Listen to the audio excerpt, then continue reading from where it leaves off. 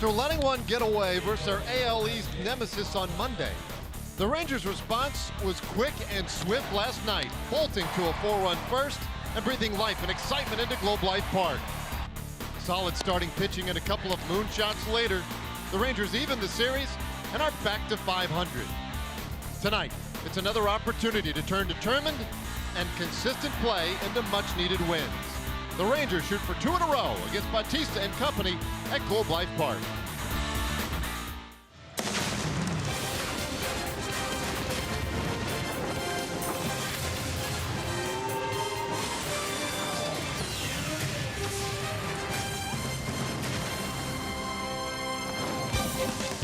Welcome to Rangers Baseball presented by AT&T. Lots of sunshine, plenty of warmth tonight here at Globe Life Park. Fans are already settling in for a big battle once again against the visitors from the north, the Toronto Blue Jays, Texas Rangers. Game 3 of what will be a 4-game series against the Blue Jays. And welcome in, everybody. Great to be with you once again tonight. I'm Dave Brandon with Tom Grieve.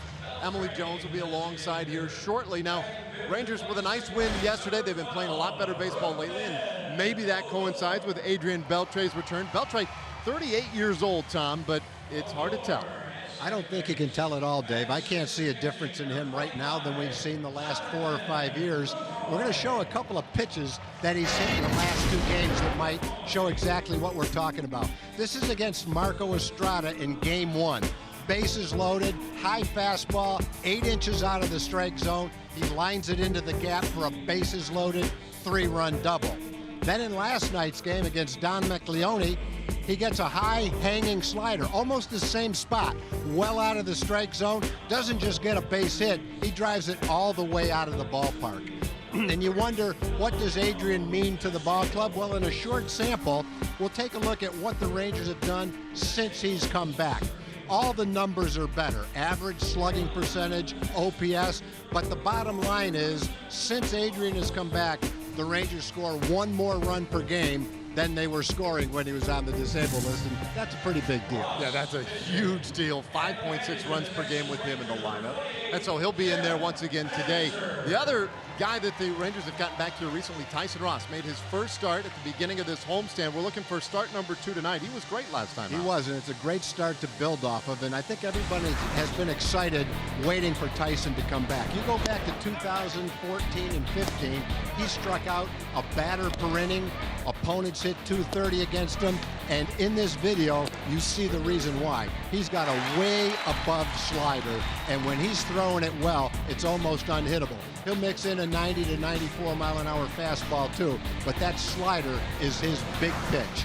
Tonight he'll have to contend with Kendrys Morales, who's been very hot. He's on a 6-game hitting streak. During that time, he's hit almost 400 with 3 home runs. He's a guy the last couple of years who's averaged 26 home runs and 100 RBIs. He's taken the place of Edwin Encarnacion, and that's not easy, but he's a good, solid DH in the middle of the lineup, and he's hot right now. In the middle of a pretty good lineup for these Toronto Blue Jays. Meanwhile, the Rangers, if it seems like they've gotten off to good starts lately, the first innings have been awesome. And we're going to put those numbers in the spotlight in a moment.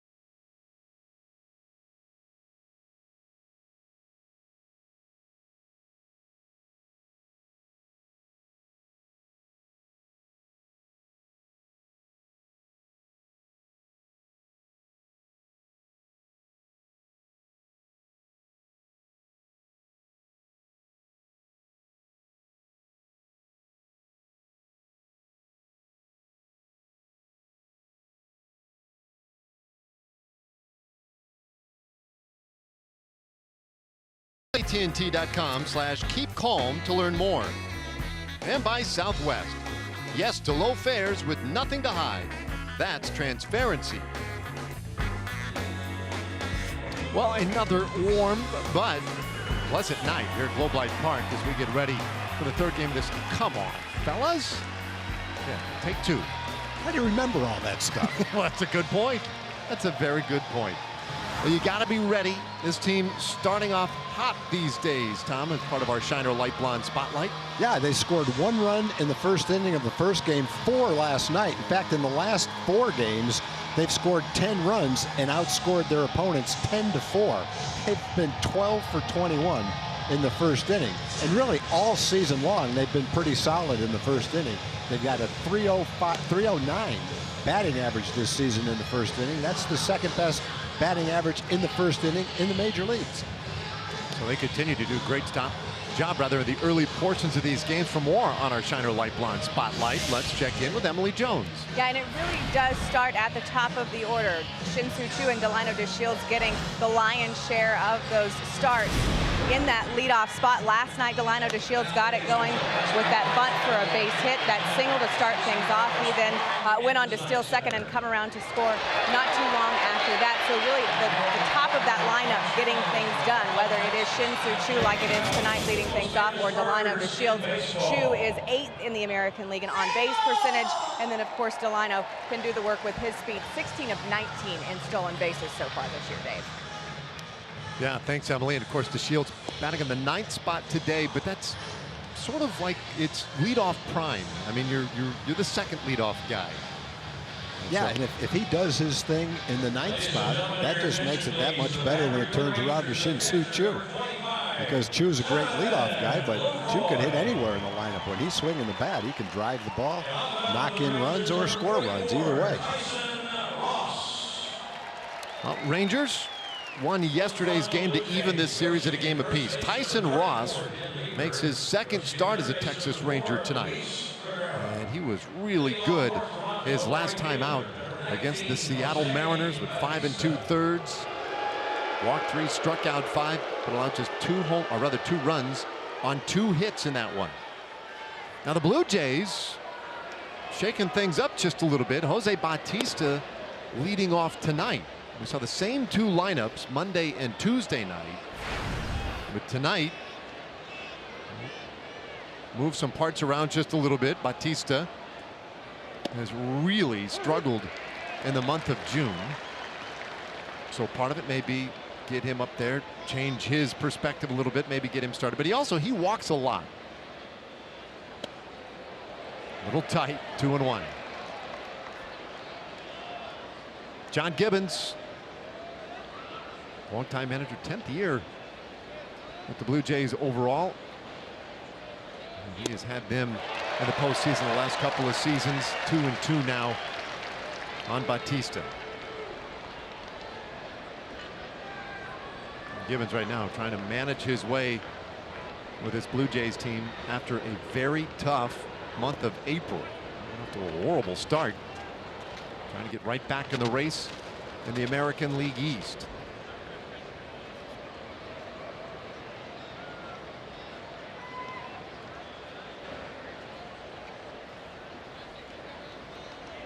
So Ross has gone to a full count on Bautista and walks him to start the top of the first inning.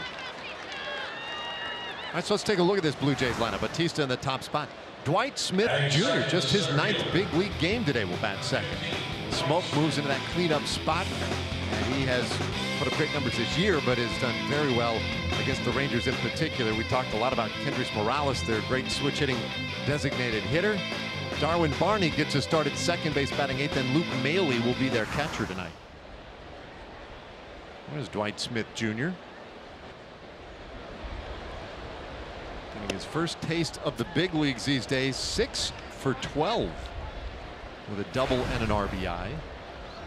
He's 24 years old, the son of Dwight Smith, a longtime Chicago Cub but Atlanta Brave outfielder.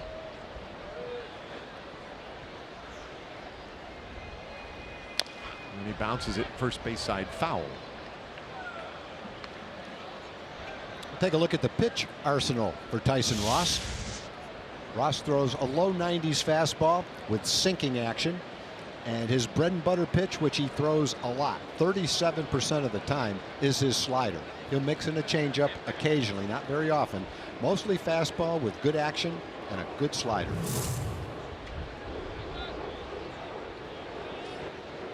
Check into Bautista, and the throw gets away from Napoli.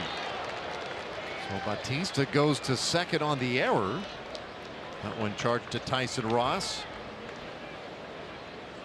And not a real good start here in the top of the first. That ball a little down and away to Knapp. Couldn't quite get a glove on it. It's hard for a first baseman when the ball's on that side of the runner to reach for the ball, because the runner obviously is right between him and the ball. Blue Jays have several of their regulars out of the lineup tonight. Troy Tulowitzki is out of the lineup, and Kevin Pillar. Kevin Pillar went 0 for 5 last night. He's been struggling a little bit, but he hit the ball hard 3 times.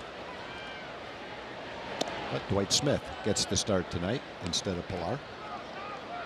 We've got this night game, a day game tomorrow, 1:05 start, and both teams taking the opportunity tonight to maybe sit a guy or two, saving them for tomorrow. Carlos Gomez out of the Rangers lineup. There's Pillar, and yeah, it was a hard night last night for him.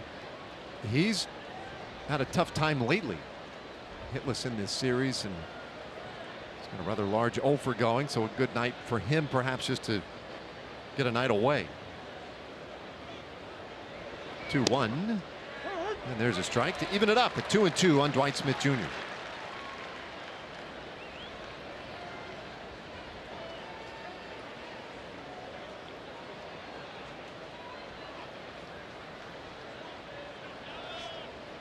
Smith was drafted prior to 2012, the 2012 season, and worked his way up to Double-A the last 2 years. This last year had his first invitation to Major League spring training, or rather the second year in a row that he was invited to spring training. Last year hit 15 home runs at Double-A, 74 RBIs, and he can run a little bit. There's a walk to Bautista. Now the payoff pitch.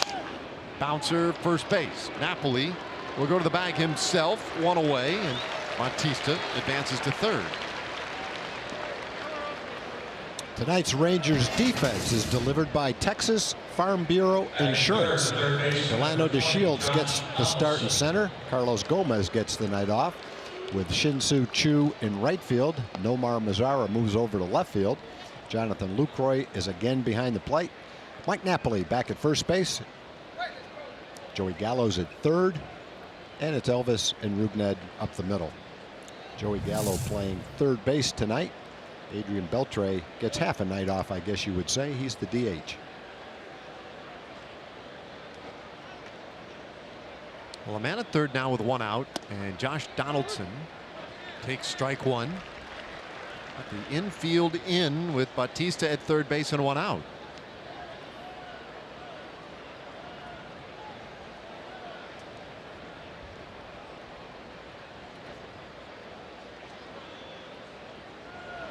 Man on third base and no outs in the first inning. You probably would see the infield back.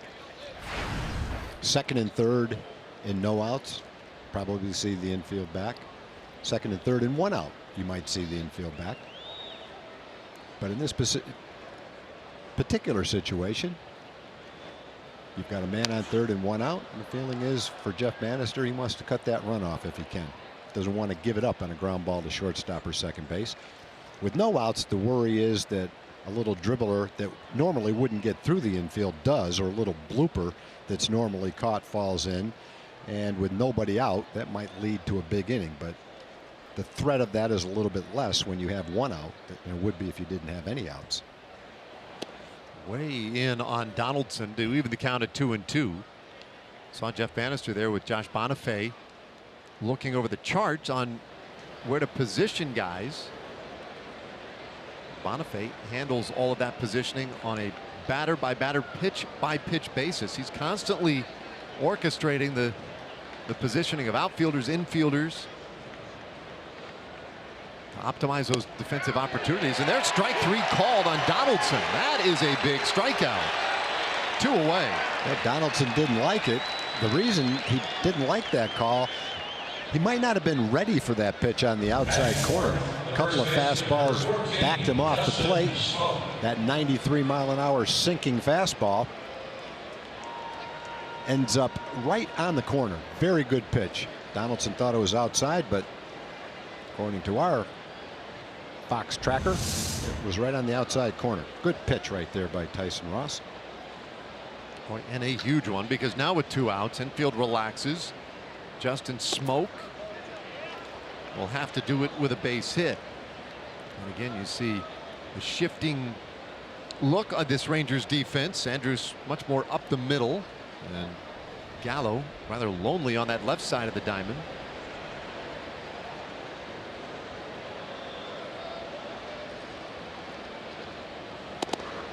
I think in an at bat, when you have 2 fastballs tailing way inside and kind of knocking you off the plate, for the rest of that at bat, it's just a little bit more difficult to feel like you can dive out over the plate and handle the pitch away. And possibly that's what happened to Donaldson. The other possibility is he saw it all the way, could have stepped out to hit it, just didn't think it was a strike. There's a 2-0 pitch, and Smoak lifts this one out to short right field. It drops in, base hit. So they do get Bautista home. Smoak drives in his 47th of the year, and Toronto leads 1-0. Now you can tell guys that are hot when they hit it hard, it goes over the fence or falls in. It looked like it had a little cutting action on it. Jammed Smoak, got in on his fist, hit it right off the handle. Big swing and a little splat sound, and it just dropped in for a little bloop single. Some uncharted territory now for the Blue Jays.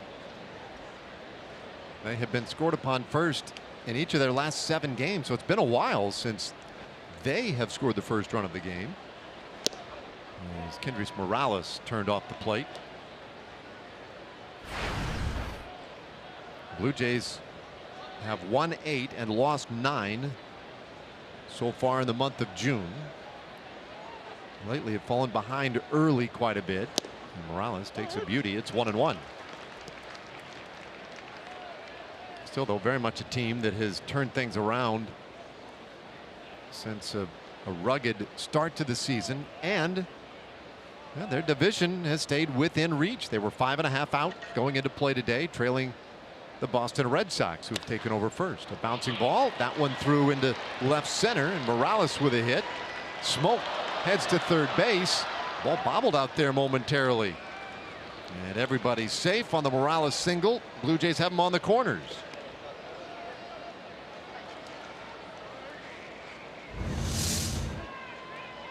Well, Morales is just making solid contact right now. We talked about him in the open to the show, how hot he's been. He had hit in 6 straight games. Now it's 7 straight games, and right now it's probably a 400 average. He's hit 3 home runs over that time. And over a longer period of time, 21 games, he's well over 300. 260s on the season, but much better than that lately. That's why sometimes you don't look at what their average is for the season. You look what they're doing recently. Guys are streaky for the most part. And if they're hitting 240 or 250, but over the last 4 or 5 days they're hitting 300 or 400, that's more likely to see what you're going to see in the series than what they've done for the rest of the season. It's how they're hitting right now. 25th pitch of the inning for Ross, and he gets Pierce to swing and miss. Well, on that note, Pierce just recently off the disabled list, had a right calf strain. This is just his 5th game since coming back. 6 for 14 in the first 4 games back, and he takes it high. It's 2-1. And he had that big bases loaded double in the first game. Key hit for the Blue Jays in that game.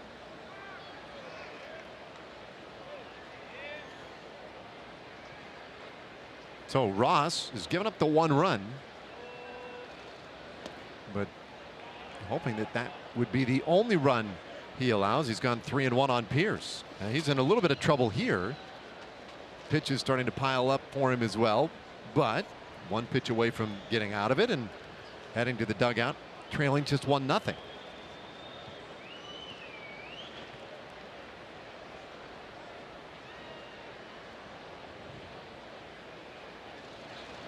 Three-one, and Pierce rips this one over third. That's a base hit, and into that left field corner. Smoke is in. Morales to third on Pierce's double, and it's 2-0 Toronto.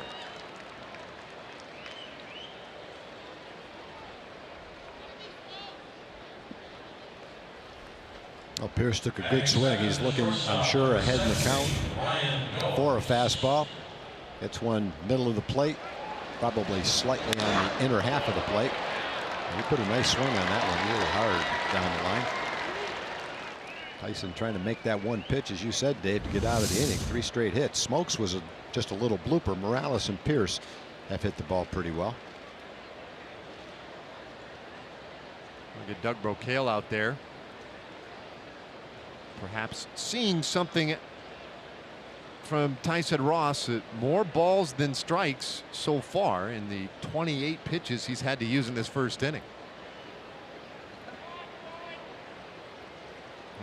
Ernesto Frieri getting ready out on the bullpen, so not a great sign. Ross just off the disabled list. Remember, he was the opening day starter for the Padres in 2016, and they missed the rest of the year with right shoulder trouble. Ultimately, it was diagnosed thoracic outlet syndrome, which required surgery.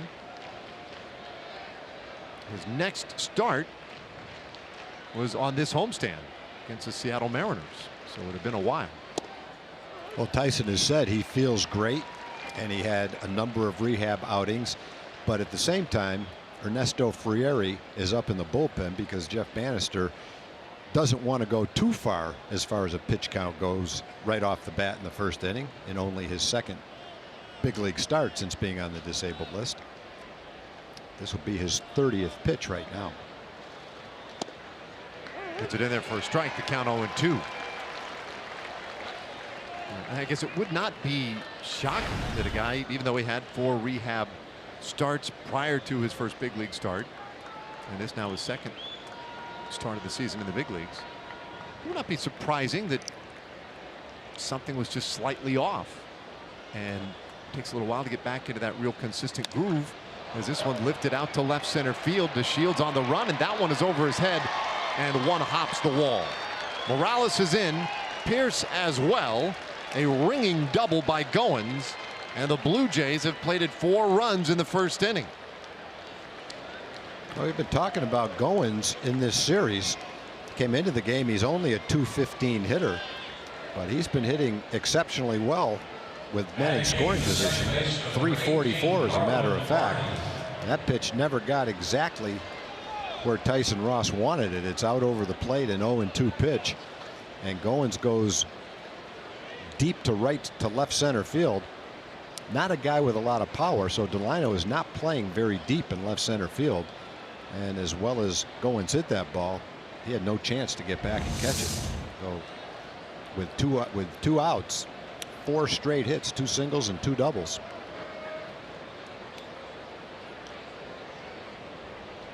Goins out there in scoring position. Darwin Barney now got the start today at second base. He takes the ball. Barney batting 8th, a .221 average. Longtime National League player. Relatively new to the American League. Very solid middle infielder and used as a good utility man for this club, and he's ahead 2-0.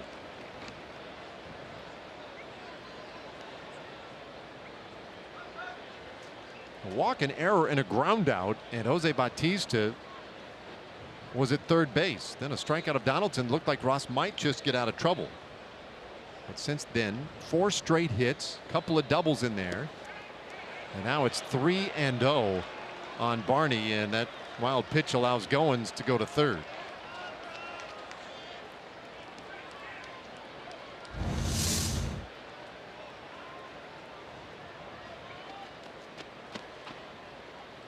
Looked like Ross looking at his landing spot after that pitch, and something slightly off. And that much has become clear. The 3-0 pitch right down the middle for a strike to Barney.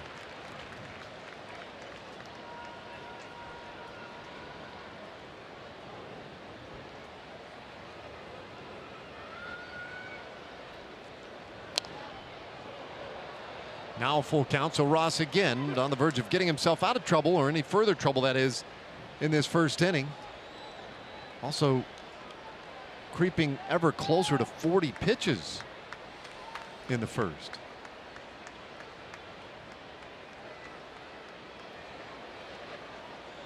The 3-2. And this one down the left field line, heading toward the corner, and it is gone.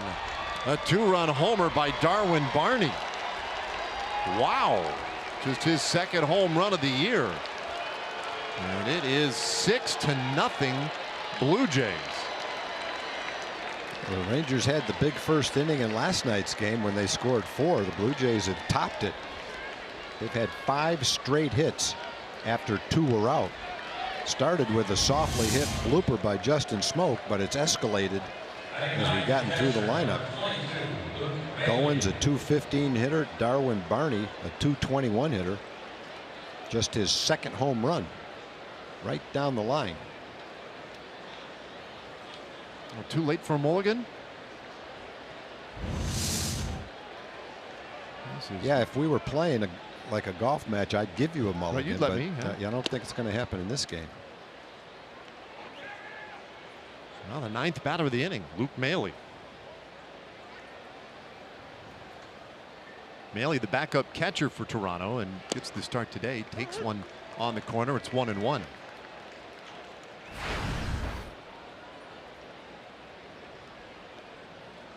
Infield straight up on Maile, a 127 hitter. As you see right there, he's had a little trouble finding first base. The count 1-2. Maile, a real good catch and throw guy who gets limited opportunities to get in the lineup.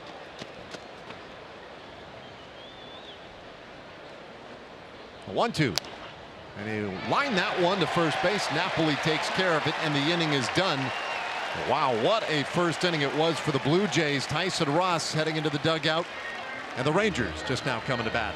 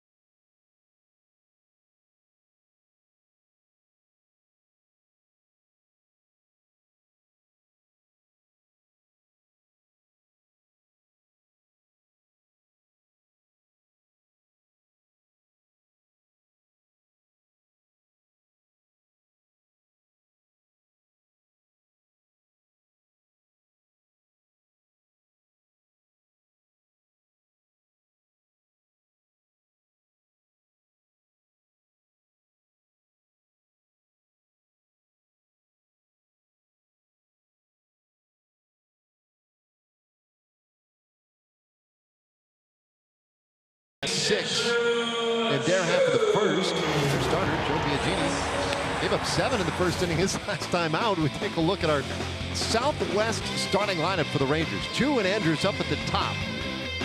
Mazara, Beltre, Odor in the middle. Lucroy, Napoli. Joey Gallo gets a start at third. And Delano DeShields in center field, batting 9th tonight. Take a look at the pitches that Joe Biagini likes to throw, his pitch arsenal. He'll throw his fastball around 94 miles an hour. likes to throw a curveball, and then he mixes up a changeup and a cutter. Throws a few two-seam fastballs, but mostly four-seam fastballs. 94 with a fastball, curveball, changeup in the 70s and 80s. So as we mentioned, his last time out, he went 1 inning, gave up 7 runs on 8 hits, walked 1 batter, and that was all he lasted in the game against the White Sox. Chu fouls one off and is in a hole 0-2.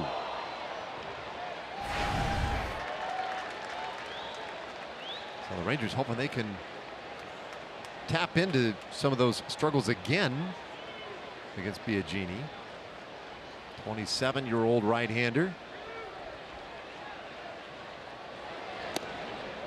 Breaking ball misses away. We saw Biagini back at the end of May up in Toronto, and he went 6 pretty good innings. A couple of runs, 7 hits, 7 strikeouts. That was his first quality start of the season. And another bender misses outside, 2-2. Okay, our TXU Energy power player to watch, Shin-Soo Choo. You look at his ranks among leadoff hitters. So when he is top of the order, 4th in average, 3rd in on base, 4th in OPS, on base plus slugging. He does bring a little power to that spot with 10 home runs this year. And those numbers were the reason why the Rangers signed Shin-Soo as a free agent. What he does at the top of the order, and when he's healthy, he's pretty consistent with those numbers. An on-base percentage between 38% and 40%.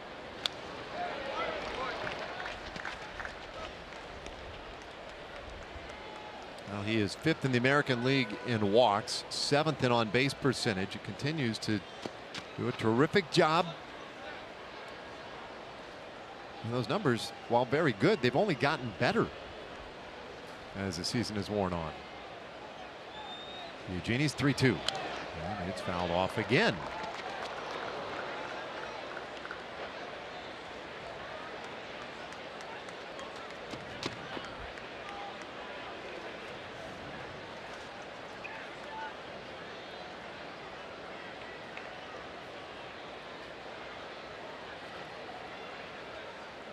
Second year of the big leagues for Biagini.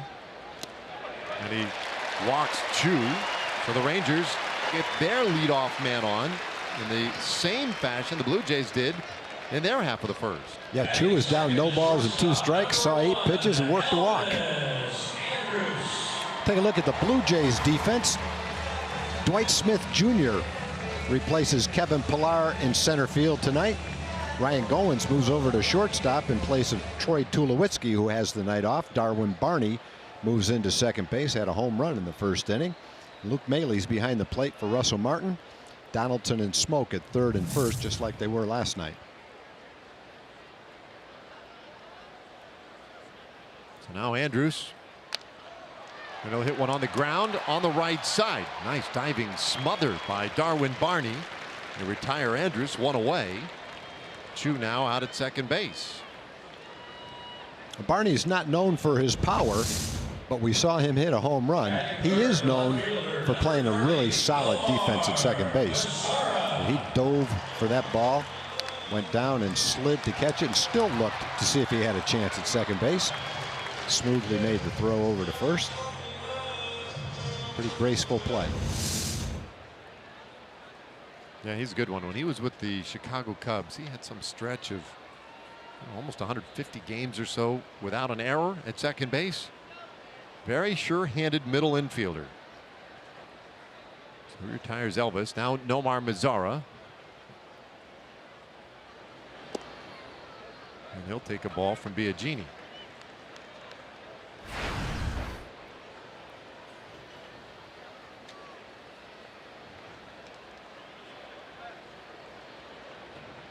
Nomar had one of the 3 Rangers home runs last night, gets him now to 10 for the year. And he's ahead here, 2 balls and no strikes.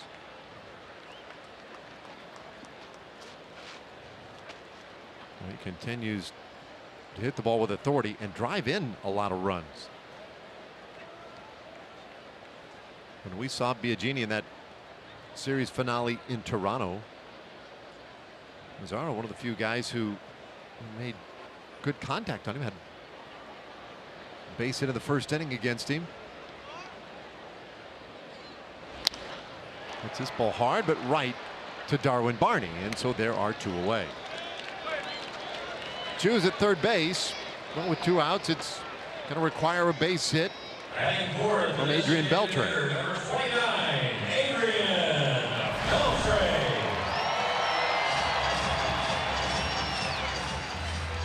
Well, it was another big night last night for Adrian. You see now with 2 home runs, 14 RBIs. Continuing his climb to 3,000 hits.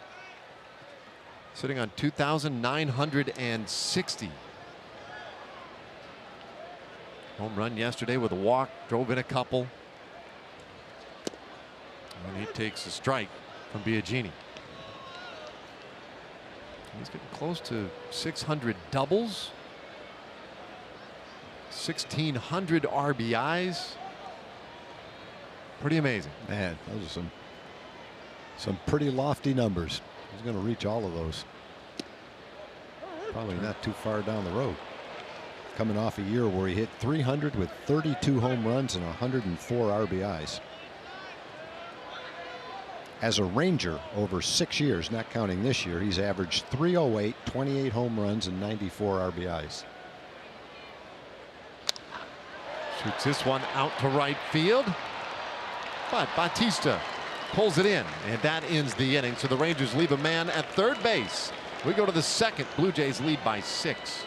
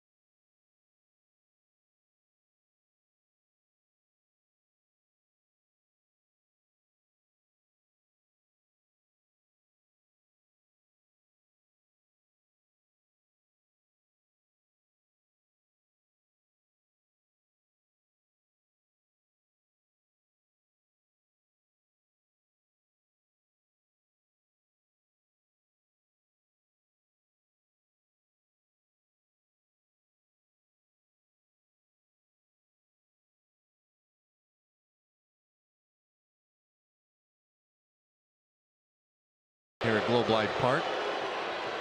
All right, tonight's Cold Hard Facts brought to you by Clean, Crisp, Coors Light. So Ross, 6'6". A little surprised by this number. 23rd pitcher in Rangers history, 6'6" or taller. Chris Young, the tallest at 6'10". A little look at the comparison between Ross at 6'6" and Chris Young at 6'10". For tall drinks of water, and now the count of 1-1 on Bautista.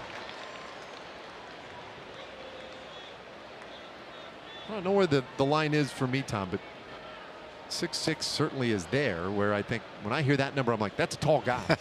Right? That's a big fella. That probably is the number. Sitting here trying to think who the 23 guys are. Probably seen every one of them, but probably played with some of them. 2 balls and 2 strikes on Bautista, who walked last inning, part of a 9-batter inning for the Blue Jays.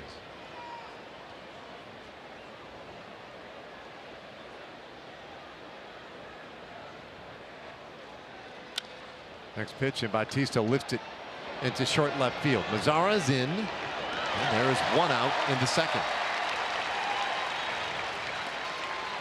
All right, Rangers fans, we invite you to download the Fox Sports Go app and take Rangers baseball with you wherever you go. If you can't catch the games on TV, well, you can still stream them live on your mobile device with the Fox Sports Go app, presented by Hyundai. And intermittently take some selfies.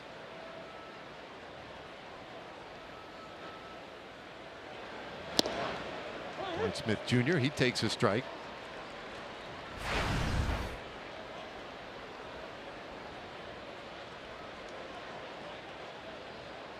Rolled out to first base. Fouls this one straight down at the count 0-2. So the challenge here, Tom, for Tyson Ross, yeah, it was a rough first inning. 41 pitches, allowed the 6 runs. But you've seen it before, right? I mean, guys come right back, might settle in and put up a handful of goose eggs. Well, that's the goal of a pitcher. And I don't know how many times we saw Nolan Ryan do that. Have a terrible first inning, throw a ton of pitches, and then say to himself, okay, I can't do anything about the first inning, but now my job is to make sure the bullpen doesn't get overworked, and then throw 4, 5 more solid innings. And even though you've dug a hole at 6-0, you can still do a huge favor to your manager in the bullpen by being able to suck it up, throw 80 or 90 pitches, and then get through 4, 5, or 6 innings. Every inning you get is one less inning the bullpen is going to have to pitch. And at home, on the road, when you're behind, you only have to have 8 innings. Here you have to have 9, so that's 1 extra inning for the bullpen. And so I think that's exactly what Tyson has to do. Block the 6 runs out of his mind, pretend it's 0-0, and see how far you can pitch with your 95 pitches today. I think it's a strikeout of Dwight Smith. 2 away here in the second.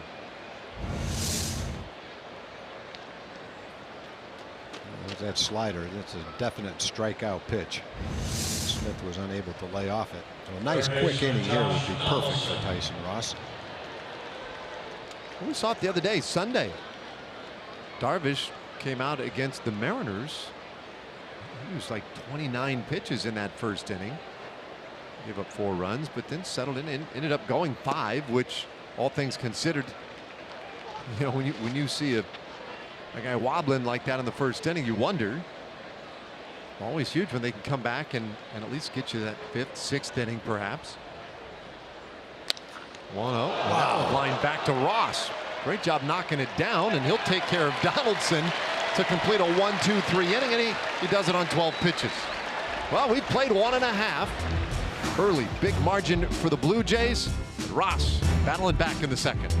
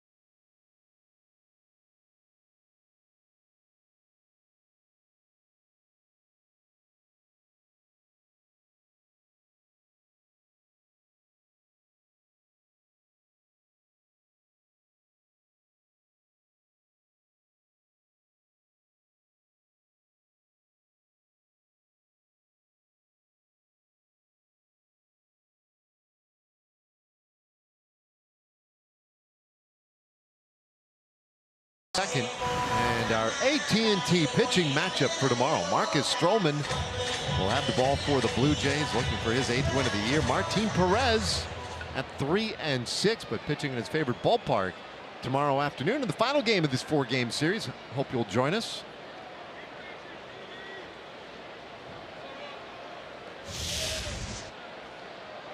Rougned Odor will lead things off here in the second. Odor, Lucroy, and Napoli against Joe Biagini, who took care of business in the first inning. Walked Chu, but got the next 3 in a row.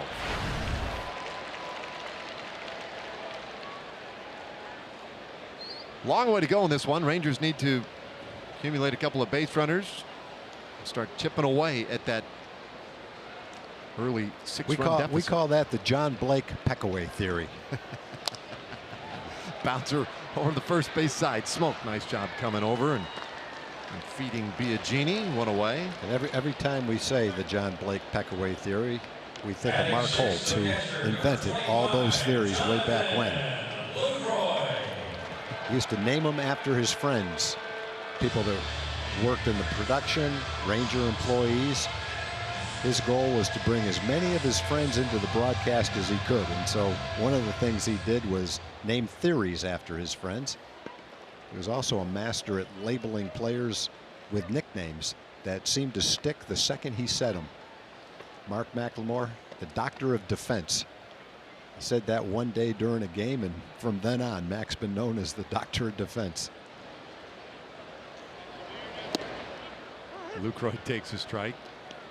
One of my favorites was Virgilio Guante, big right-handed pitcher from the Dominican Republic. He simply called him the Big Dominican Man. And he was a big Dominican man. So many, I can't even think of all of them. Ruben Sierra was the golden child.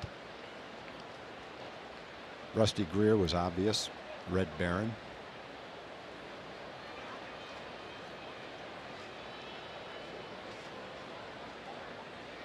The theories were fun when we were doing those because the fans would call in with theories of their own, and some of them were really creative. Bouncer third base. Donaldson across the diamond. And 2 away in the second.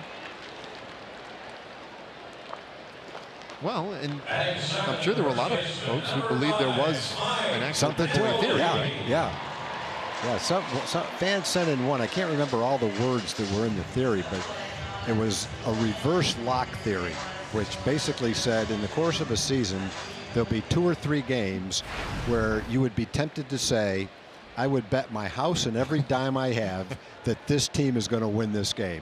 The best pitcher in baseball pitching against the worst pitcher in baseball for the best team in baseball against the worst team in baseball. Anything you can imagine. All the circumstances pointed to one team winning. Those were the ones that they were called reverse locks. And the theory was that occasionally that didn't hold true and the underdog team would win. So we used to try that one. Couldn't do it with your own team unless, well, you really couldn't do it either way. Either you were really bad and you were predicted to lose, or you were really good and we were trying to predict that the underdog team was going to beat your team that day. So you had to do it around the league with other teams. That one, though, it just rings way too true, doesn't it? Yeah. I mean, it feels like you see that all the time. You're like, oh, there's no way that this could go any other direction. Yeah, and and it how, does. yeah, and how many times do you talk about that game and then the next day say, and that's why you don't bet on baseball? 1-1. And Napoli in a hole, a ball and 2 strikes. Well, Biagini was spotted a 6-run lead, and he's pitching like it. And coming right after these Rangers. He's gotten a bunch of ground ball outs already. 1 fly ball out.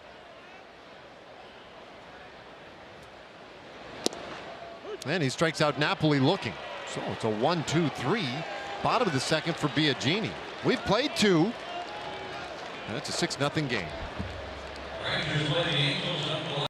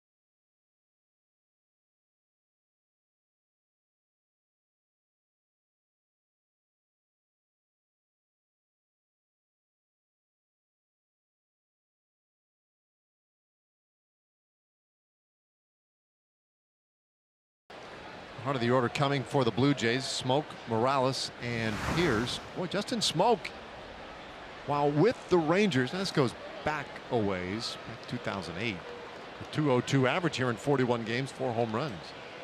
Boy, since then, when he has come here as a visitor, he's dealt some damage,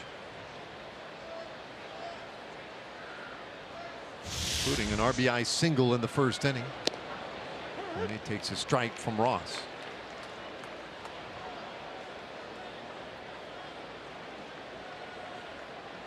Smoke, a first-round draft pick by the Rangers years ago out of University of South Carolina. That was in the 2008 draft. He was the 11th selection overall that year.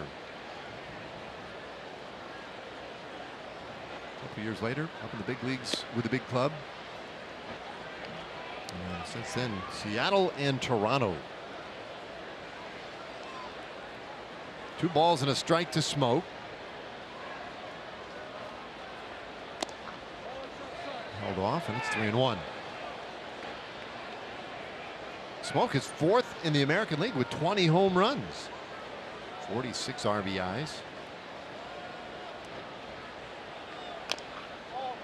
And he stays alive. It's now 3-2.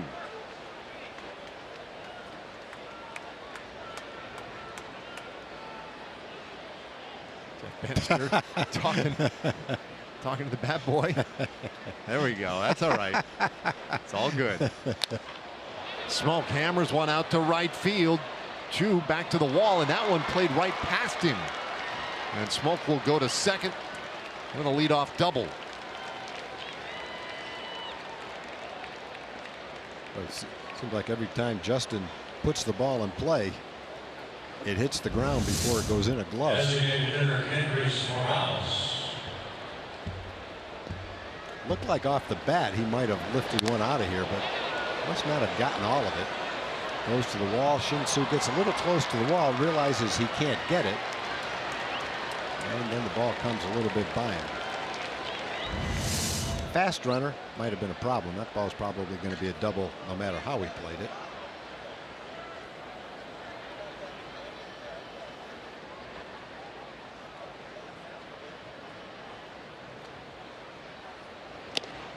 Now Morales, and he will take strike 1. Well, that double was the 11th extra base hit of the series for the Blue Jays, 4th in this game. Of the 11 extra base hits, 8 of them are doubles. And on the appeal, Morales rung up and the count 0-2.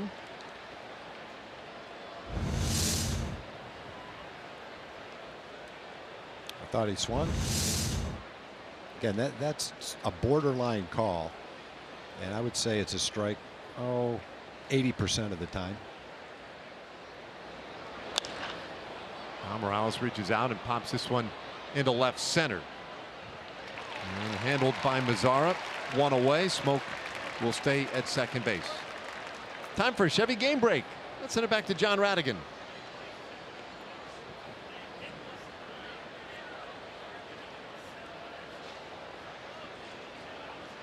Now batting left fielder Steve Pierce.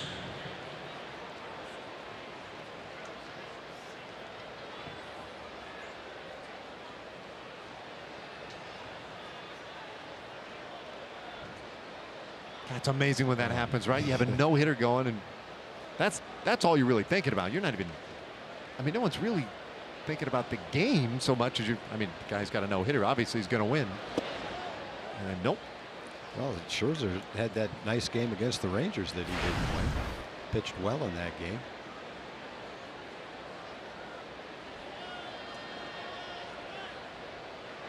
And he just got out-dueled that day. Austin Bivens-Dirks, as this ball hit on the ground through the left side. That's a base hit for Pierce. Smoke had to take his time before moving to third base, so he stops there. Men on the corners with 1 out in the 3rd inning. Another solid hit to left field for Steve Pierce. He had the double RBI double in the 1st inning that he pulled several hops to the wall down the line. That ball pretty solidly hit in the hole for a base hit. Smoke held his ground at second to make sure that ball went through. That's why he could only get to third base.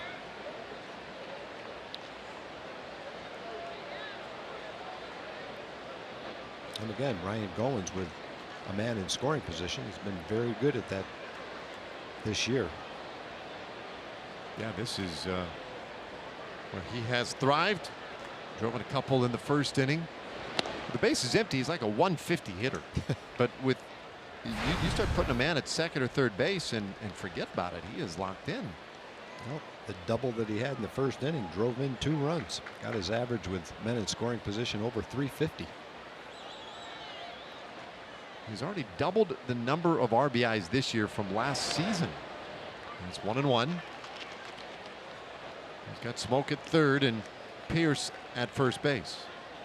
Well, there you go. Look at those numbers with runners in scoring position. Man.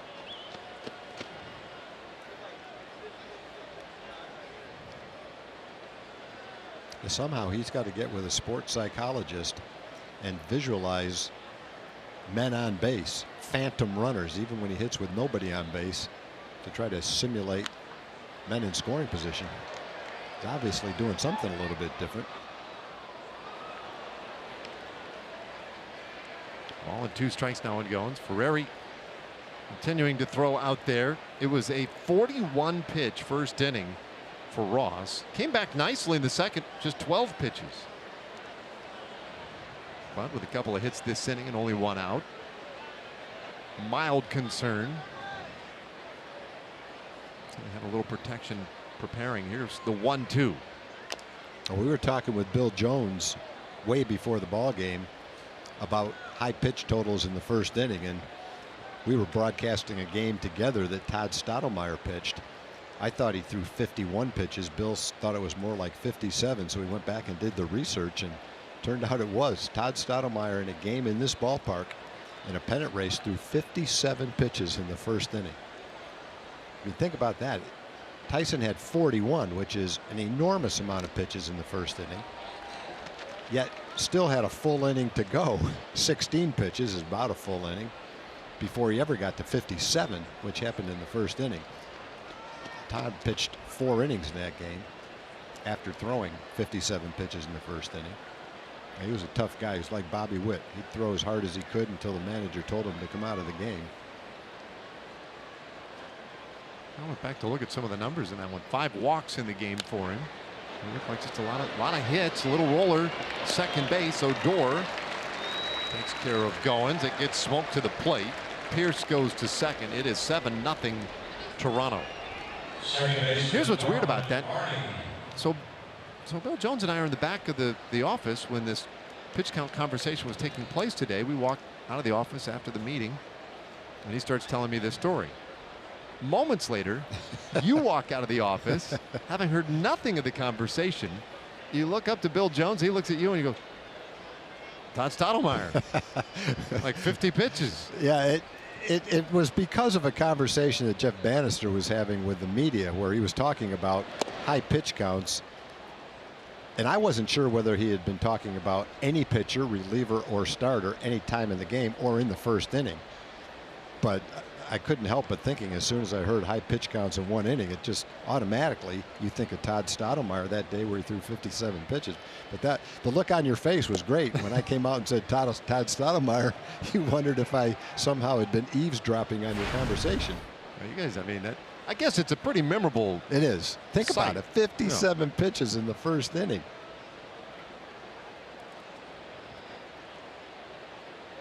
Two balls and no strikes on Darwin Barney. And there's strike 1. And the best part of it is as we're trying to come up with the definitive answer as to how many pitches were thrown in that inning. Both your memories very good.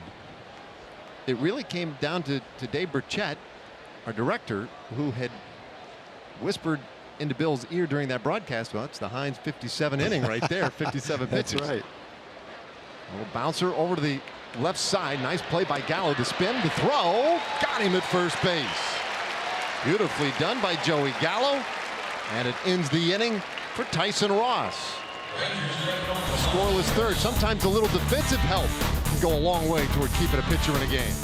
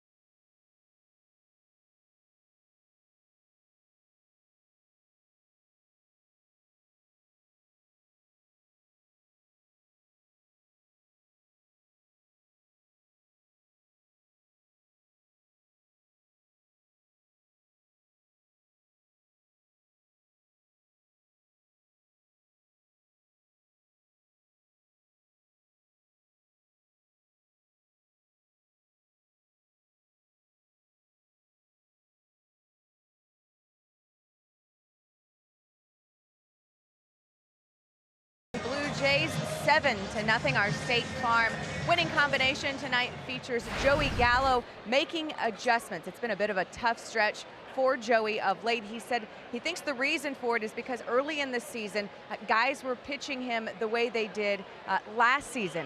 He's now able to hit those pitches, and so because of that, they've then changed their strategy once again. So now he's in that adjustment period for the different way that they've been pitching him since earlier in the season. So obviously a little bit of a game of cat and mouse that will likely never go away in Joey Gallo's career, or anyone else's for that matter. Dave and Tom. No doubt about that. And so you keep making your adjustments. Gallo with those 18 home runs, those 6th in the American League. So he's done a pretty good job of at least finding those pitches he can drive.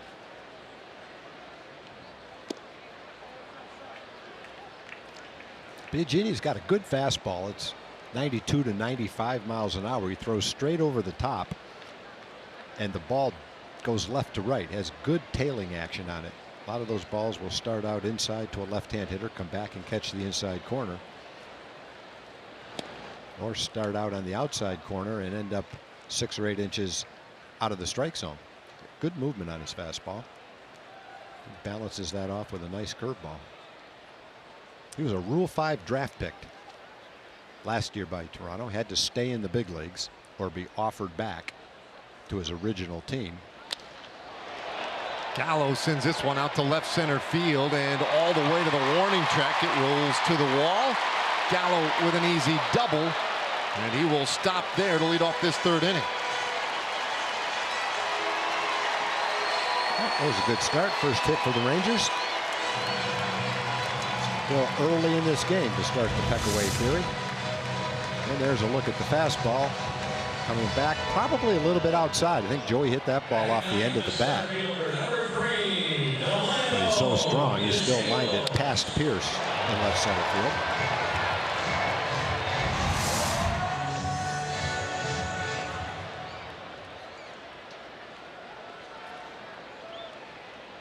So 2nd inning tonight in which the Rangers have gotten the first batter on base.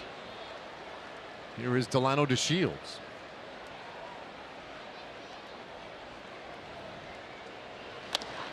Delino bounces at 3rd. Nice stop by Donaldson from his knees. It's time to recover and get DeShields at 1st for the first out of the inning. Only because he was up on the edge of the grass. Hey, you can see Donaldson, he's anticipating that this ball is going to take a tough hop on him. So rather than wait back for this hop, he brings his glove forward right there to try to catch it on a short hop, which he did. Knows he has to pick it up quickly because of Delino's speed. Nice play. Tricky hop. And he made the play on it. Donaldson, very good 3rd baseman.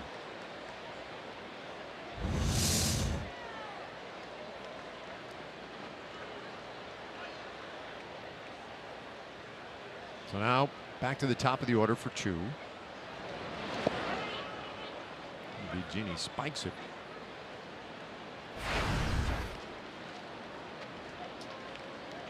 Chu, that walk he got as far as 3rd base in the 1st inning.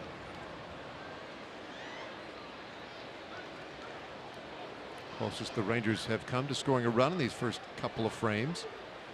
I mentioned Biagini, Rule 5 draftee, originally selected by the Giants years ago. His dad never did make it to the big leagues, but played in the Giants minor league system for a couple of years. And he grew up in the Bay Area. Biagini, a big Giants fan, and was blown away to be drafted by his childhood team, the team he grew up following. Didn't work out there for him. When Chu hits this one a ton out to right field, Bautista can only watch. Long gone. 11th homer of the year for Chu, and the Rangers are on the board.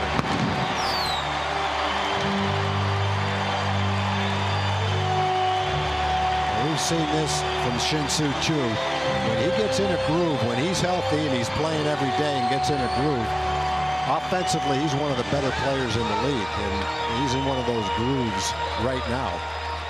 Getting on base, he worked it from an 0-2 count, got a walk in the 1st inning, saw 8 pitches, Gets a 94-mile-an-hour fastball right in his wheelhouse and launches it back toward the Ranger bullpen to get the Rangers on the board and start this peck-away theory that we've been talking about. 7-2 now. Fun to watch Choo when he gets in one of these grooves. A tremendous offensive player. Now breaking ball to Elvis, who grounded out in the first inning. Last year he was just hurt 4 different times. He just never could get healthy enough to play long enough to get into this kind of a groove. Nice to see him doing that right now.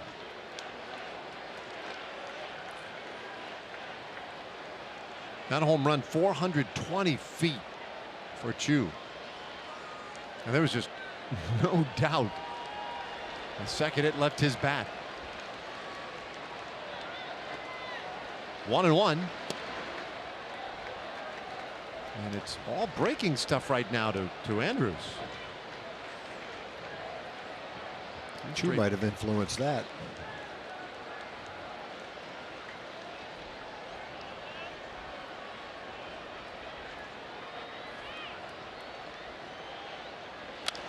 Bouncer third base. Boy, Donaldson with a good backhanded scoop.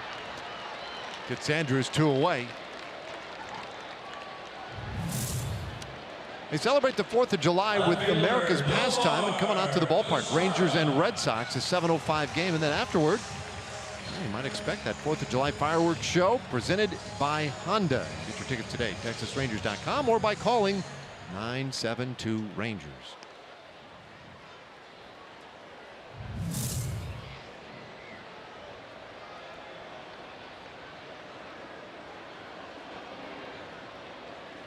Hey, today the first day of summer officially, I think. Yeah, it is. When I think of summer, I think of the 4th of July. I think of Choo hitting home runs. But today is the first day. Yesterday, the longest day of the year. The most, at least in terms of sunlight. And now we are officially into summer. The Rangers at an even 500 coming into play today. 35-35. Big breaking ball. And it's 1-1 on Mazara. There's a lot of teams in baseball right around the 500 mark. And if it stays that way, the last 2 weeks in September are going to be pretty interesting as people jockey for position. Boy, that was a rope by Nomar. Now, how about that? That ball hit really hard. You had Gallo just powdered the ball to the gap earlier for a double, and Choo's no doubt homer. You can see where that ball hit the bat. That ball hits the bat about a half an inch higher. That thing sails into the seats.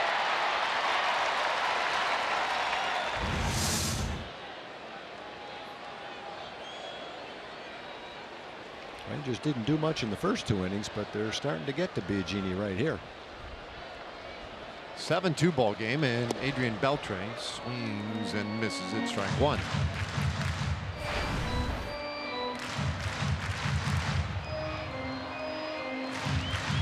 Adrian's 18th game back. 14 RBIs in the first 17 games.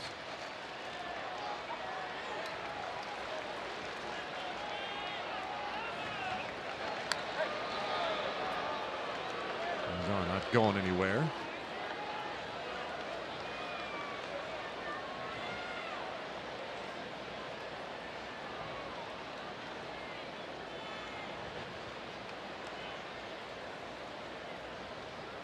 Lined out against Biagini in the first inning. And fouls this one off. It's 0-2. In the open, we showed a couple of Adrian's hits in this series. And we'll go back a time a little bit and look at this pitch that he hit against Ken Giles. This is up and away, 98 miles an hour, and he hits it 400 feet to left center field. And the point we've been trying to make, at age 38, you don't see any difference in the bat speed or the way the ball jumps off the bat right now with Adrian as you have in the 6 years that he's been with the Rangers. In this series against Marco Estrada, he hit a fastball 8 inches high out of the strike zone to right center field for a 3-run double. Then he hit a hanging slider that was probably 4 or 5 inches high last night off Dominic Leone for a home run to dead center field. And then going back to that series against the Astros, one of the harder throwers in the league is Ken Giles, and he turned a 98-mile-an-hour fastball into a 400-foot home run. So normally at 38 years old, you might see a bat starting to slow down, but we're not seeing that from Adrian right now. And he's still got that down on one knee swing down pat. Side view of that.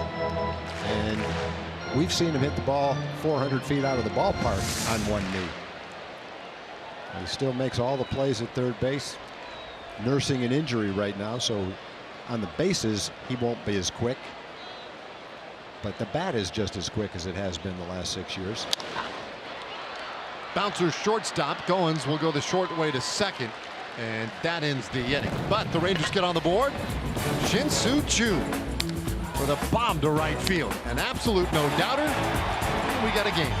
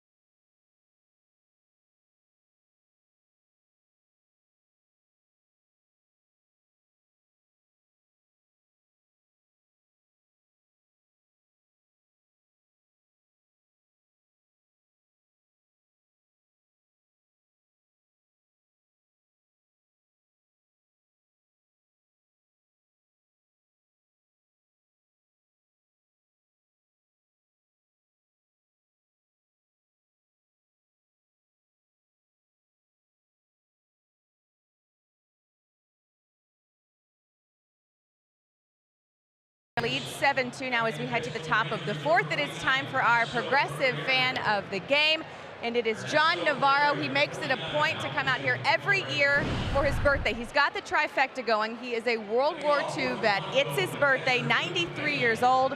And look at this handsome guy. He's handsome. That's the third part of the trifecta. That gets him the progressive fan of the game. John, congratulations and happy birthday, buddy. Thank you. That is awesome. Happy birthday, John Navarro. All right, well, we go to the fourth.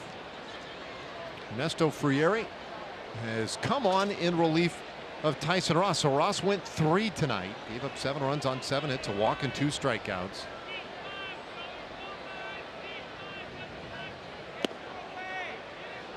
Take a look at the pitches that Ernesto Frieri features. Fastballs and sliders predominantly, occasionally a changeup. Low 90s fastball, low 80s slider. Sinker slider guy. And we saw him several years ago. He was a mid 90s, sometimes a little higher than that with his fastball. He had some tough games in this ballpark against the Rangers back then when he was pitching for the Angels. It's a little bit different kind of pitcher now. Not quite the same velocity, but maybe a little bit more of a pitcher now than he was back then when he was just able to rear back and use his velocity. Has to use the movement of his fastball and his slider a little bit more than he did before. Well, Frieri made his debut with the Rangers on Sunday. It just misses, goes 2-2 to Maile. Got the final 2 outs of the game on Sunday, did allow a hit. The ball game, the Rangers would end up losing to the Mariners 7-3. And now his second time out in a Rangers uniform, and he strikes out the first man he sees. So Luke Maile with a strikeout to start the fourth. And again, in the past, maybe he just rears back and throws 96, 97 mile an hour fastballs. In this particular case, at this stage of his career, the 2-2 pitch is a very nice slider down and away that fooled Maile. Got him to swing at it as it sinks and tails out of the strike zone. Cuts out of the strike zone. Jose Bautista, third time tonight he stepped in. One out here in the fourth inning. And the leadoff spot for the Blue Jays, 0 for 1, did walk and score a run back in the first.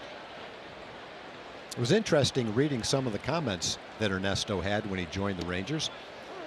Made the comment that this was a team as a visiting player that he always wanted to play for. Said he always watched the Rangers and saw how much fun they had playing the game and wanted to be a part of that. Now he is. And you wonder how many other visiting players have watched the Rangers over the last 4 or 5 years and have thought the same thing.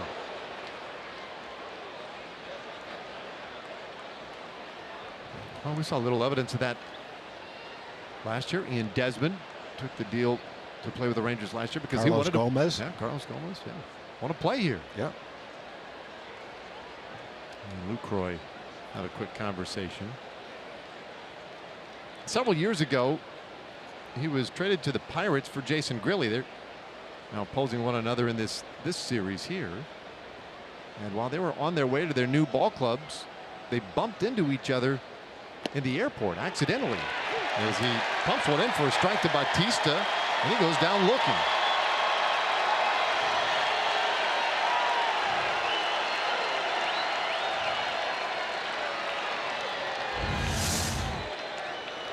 I watched Bautista getting ready, and that's a quick pitch right there. Instead of, you don't have to come to a set position with nobody on base. You can't do that. That's a balk with someone on base. You see Bautista looking back, and kind of like at one point in time last year when he wasn't quite ready. He wasn't quite ready for that pitch either. And go back to the bench and say, well, that's the way it goes. Maybe he'll be ready next time. 2 gone. Hitters don't like that, but that's just gamesmanship. That's a pitcher doing whatever he has to do to disrupt the timing of the hitter and do what he has to do to get an out. And if the hitter's not ready, tough luck. Go back to the bench and cry about it.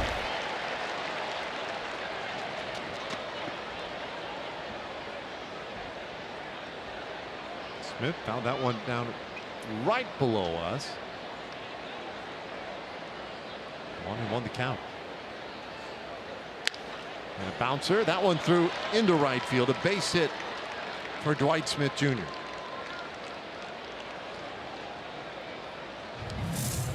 Well, the Texas Rangers are excited to bring you the first ever Game of Thrones theme night. It's going to be Wednesday, July 5th. Rangers and Red Sox here at Globe Life Park. Our exclusive theme night ticket now comes with a limited edition House Bannister bobblehead. Plus, fans will have the opportunity to take a picture on the Iron Throne. Tickets must be purchased through TexasRangers.com/Game of Thrones.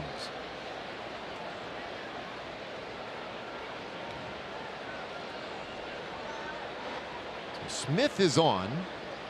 And here's Josh Donaldson, who is 0 for 2.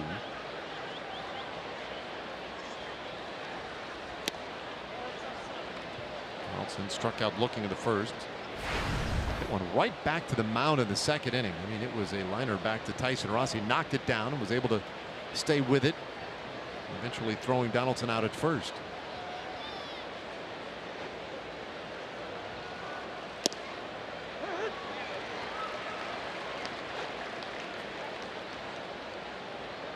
One and one to Donaldson.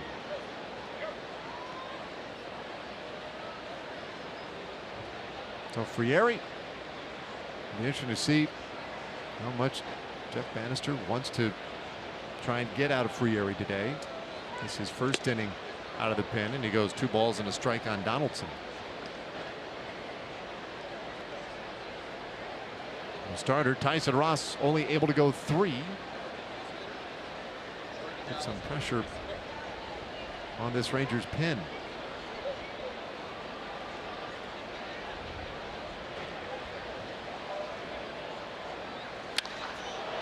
Oh, that's a long one.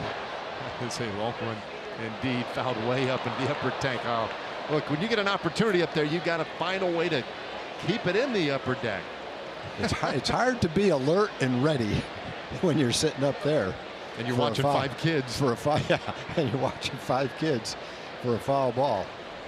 You don't get many of them in that particular location. Donaldson got all that one.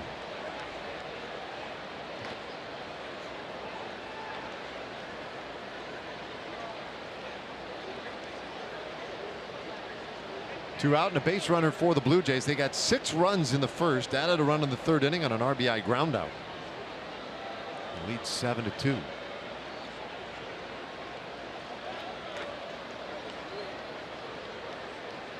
Rangers got their runs last inning. 2-run homer by Shin-Soo Choo.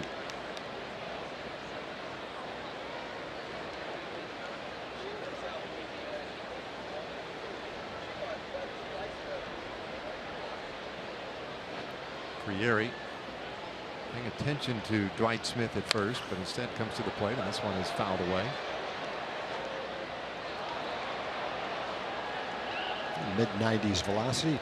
Ernesto pumped that one in there at 95 miles an hour. He's still got plenty of fastball. Still has a good fastball and probably has a much better slider now. At least he uses it more confidently and more often.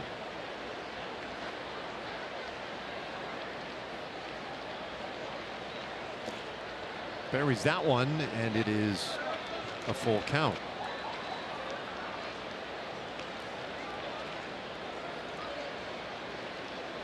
Well, Donaldson came in at 296, average dipping just a smidge tonight. With an 0 for 2, 8 home runs, 17 RBIs. We've mentioned it before. He's spent better than a month on the disabled list. Blue Jays have lost a lot of guys to injury this year. Trying to make another roster move again after last night's game. The 3-2 runner goes, and that one is high, ball 4. Donaldson accepts the walk.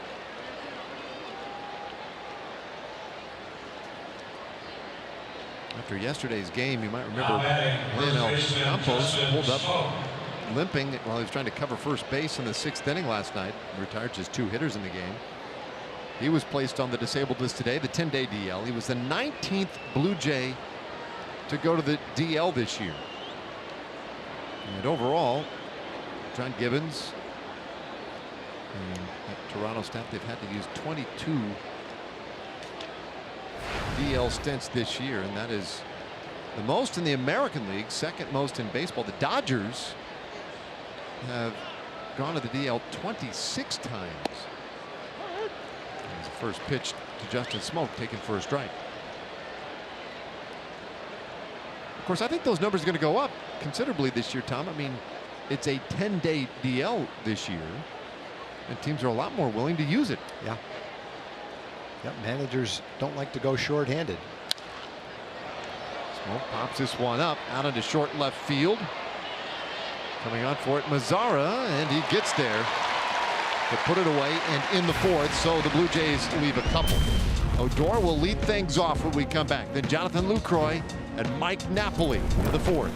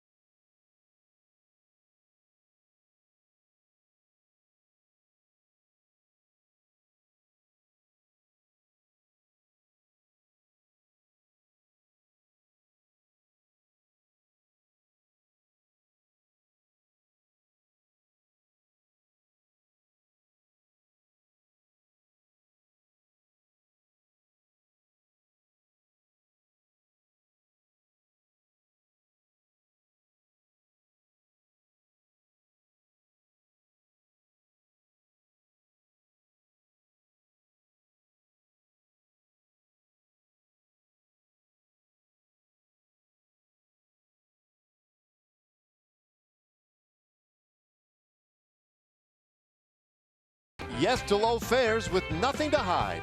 That's transparency. And by North Texas Ford. The Great American Sales Event is happening now at your local Texas Ford dealer. Ford is the best in Texas. Oh, what a night. Folks having fun out here at the ballpark as we go to the bottom of the 4th inning. It's a slow start for the Rangers, but a chance here with the 4th inning. And see if they can continue what we saw last inning against Joe Biagini. Rangers with some pretty good contact off him second time through the order. It'll be Odor, Lucroy, and Napoli.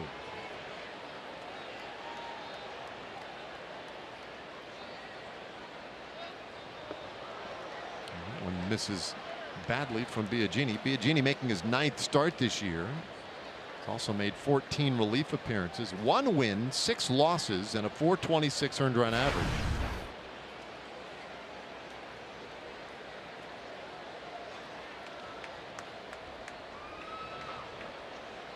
There's 1-0. And he misses 2-0 to Rugi.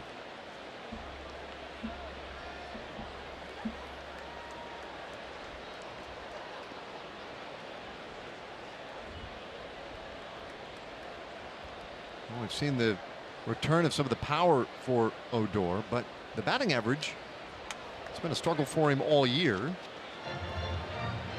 Today at .219 coming in. 5 for his last 24 in the last 6+ games, the plus being tonight.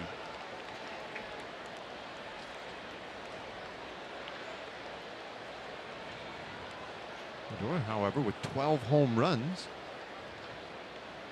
We're seeing that same kind of power we saw last year.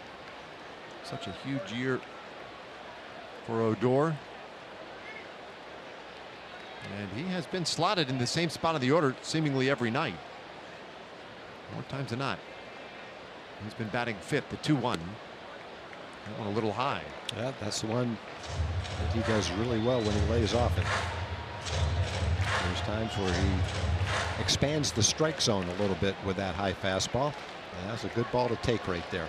Good habit to get into, and I'm sure he's working on it. Should get something good here, 3-1, and fouls it over to the left side out of play. I saw it the other night where he was patient and with 2 strikes took a pitch in a similar spot up in the zone, but was called out on strikes, and it was one of those moments of frustration because you're like, well, that's what you're trying to do. Trying to be selective in those spots. Very borderline pitch. Yeah, he did everything right, just didn't get the call to go his way. 3-2. And lifts it into short center. Smith coming on, but it's Barney, Goins, going out there who wanted to make the play and did. 1 away. That's the time of night where it's a little bit difficult for the outfielders. The ball blends into the color of the sky at dusk. Infielders pick that ball up easier.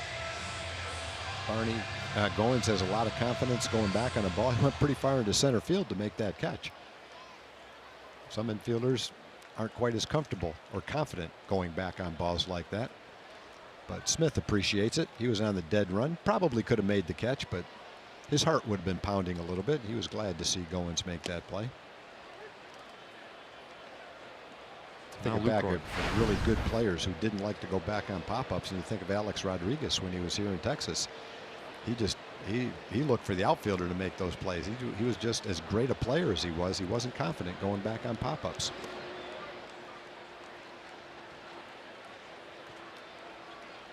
1-1 on Jonathan Lucroy, who grounded out in the second. I think once or twice a year when this topic comes up, I always go back to the guy that in my eyes has been the best at going back on pop-ups, and that's Omar Vizquel.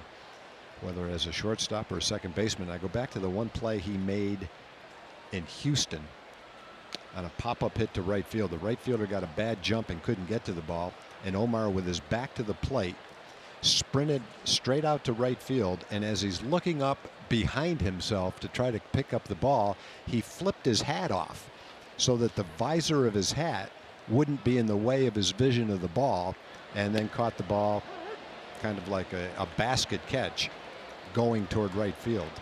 And he made it look easy, but I don't think I've ever seen any infielder have the presence of mind when they were going back on a ball like that to flip his hat off to make sure he got a better view of the ball. Sun was not a factor. There were a lot of plays when he was playing in Cleveland at shortstop where he'd be way out in left field making a play. Of course, he was the kind of guy he could make any play. Yeah, that wasn't the only play he could make. And he was fun to watch make those plays too, because he did it with flair. He didn't make anything look routine. And it was even more fun to watch him practice. And there's one of his proteges right there. Elvis came to the big leagues when Omar Vizquel was here with the Rangers, and I'm sure learned a lot from him while he was here. Both of them are Venezuelan players, and you would have to think that Elvis, growing up in Venezuela, looked up to Omar as one of his idols. What a perfect guy to learn from. When you think of all-round defensive excellence, where would Vizquel show up for you? I think he's right there with whoever you want to talk about. I don't know if he's, again, quite in Ozzie Smith range, but I don't care who you're talking about. I think he has to be in the conversation. And just the way he played too. He played with that bounce in his step and a smile on his face. He loved to play. Made all the plays. Loved the way he turned double plays. Barehanded a ball frequently as he got the throw from the second baseman coming across the bag. Didn't have a great arm. Didn't have an above average arm, but he made up for it with his quickness and his footwork and his ability to field the ball and get rid of it quickly. Wasn't the kind of shortstop that went in the hole, planted his foot, came over the top with a 95 mile an hour throw to first base like some of the guys do. He had to come toward the ball, go toward the base, get rid of it quickly. But he did that incredibly well.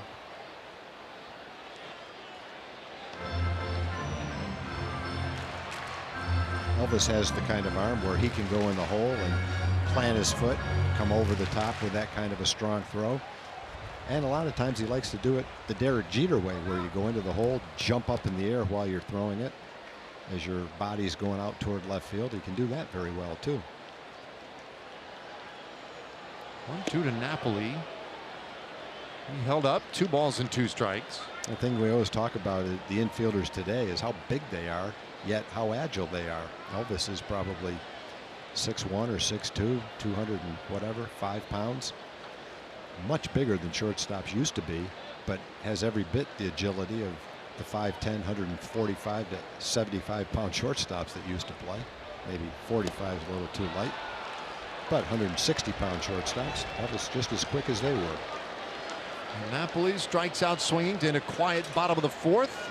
Go to the 5th. Congratulations, Ranger fans, celebrating birthdays and anniversaries.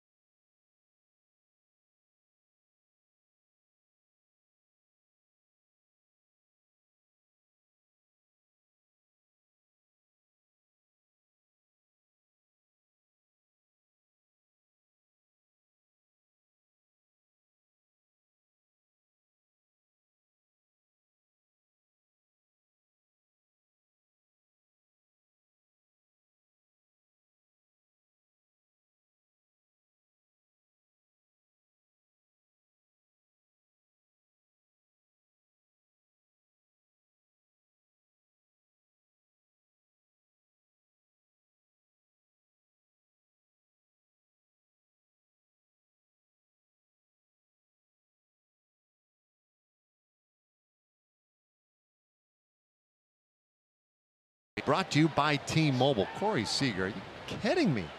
Seeing this thing every day. The first Dodger in history with multiple 3-homer games before turning 24 years old. Chris Sale got another 10 strikeout game, his 10th of the year. The Yankees have lost 7 in a row, longest losing streak since 2007. Well, if you're a Dodger fan, watching Seager and Bellinger play every day, two big, tall, left-handed hitters that are just having amazing seasons. You think of the next 15 years watching those kids play, if they can keep them there that long, and the Dodgers have the means to do that. It'll be fun watching them play. Slow roller over to the right side by Morales, who is a slow runner, and he is retired the first out of the 5th inning.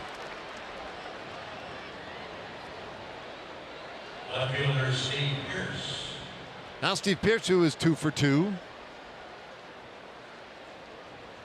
Pushing his hitting streak to 8 games tonight. We talked about how Pearce come off the disabled list and been very good now, and this is his 5th game since coming back.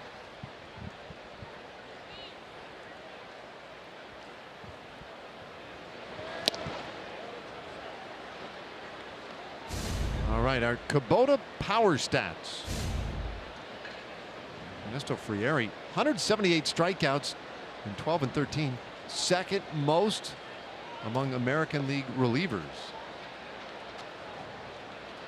And he was a flamethrower. He could blow it past just about anybody at that time. Very proud of what you were talking about last inning, his ability now to come back as more of a pitcher.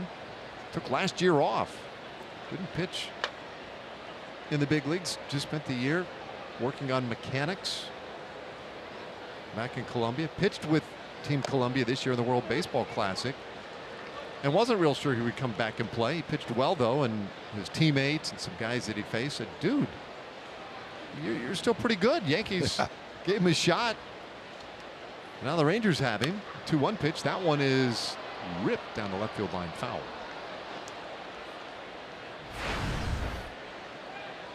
2-2 on Steve Pearce.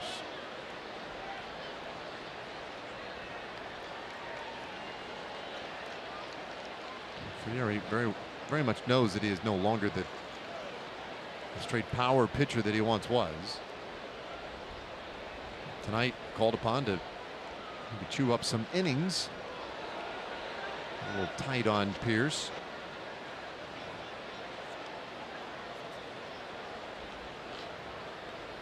Tyson Ross went 3 innings tonight, gave up 7 runs on 7 hits.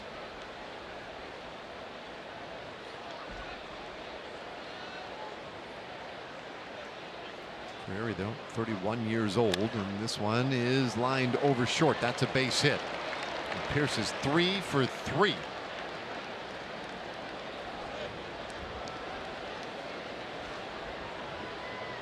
Shortstop Ryan Goins. Well, Pearce only hit 163 in his first 15 games of the year. And he's way over 300 in his last 16 or 17 games. 3 hard hit balls to left field for base hits for him in this game. He's been a tough out. Has 4 hits in his last 4 at bats going back to yesterday's game. Also had that big bases clearing double on Monday night. He has been a very big part of this series. Ryan Goins has driven in 3 today. Had the 2-run double in the first, RBI ground out in the 3rd inning.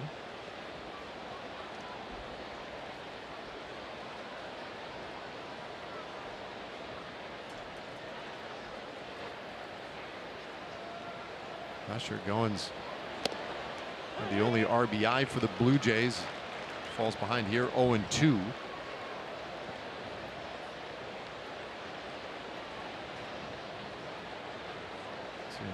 27 RBIs with his 3 tonight. Last year had 12. I mean, that's crazy how things have turned for him. It goes also back to that notion that RBIs are a team or teammate dependent statistic. I mean, you can't drive people in if they're not out there. Go back and look at each individual at bat last year to get a sense for how it would compare. But this year, all you do know is that he has taken advantage of those opportunities.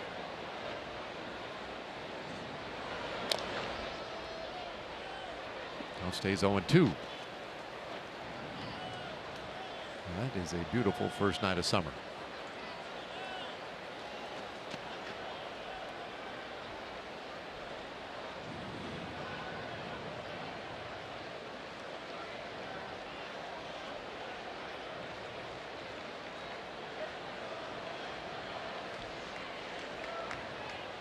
Going 7th in the order for Toronto.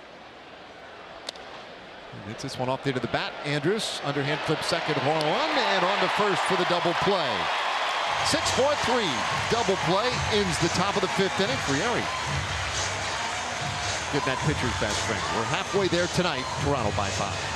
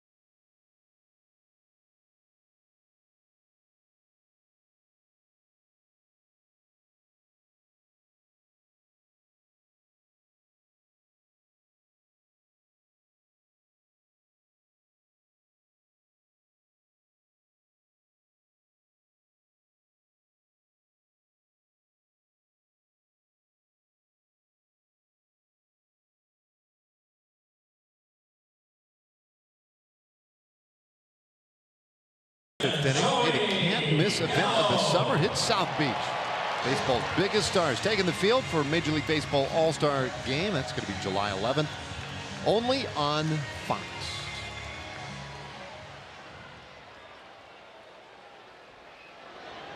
And that is not that far away. We get ready to go here in the bottom of the 5th inning. Joey Gallo, hard hit double in the 3rd inning. He is 1 for 1, and Biagini gets him to pull this one foul for strike 1. Rangers with 3 hits tonight. All 3 of them came in that 3rd inning. Gallo doubled, Chu later homered, and Mazara hit one sharply into right field. Biagini also with 3 strikeouts in tonight's game and has walked 1.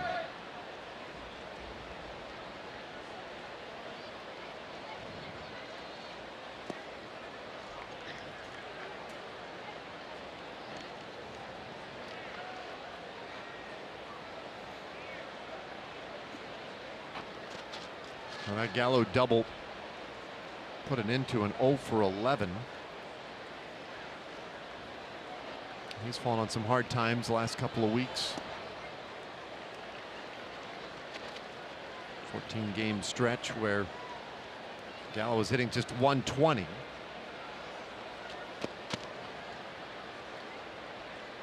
And again, you don't concern yourself terribly with the batting average.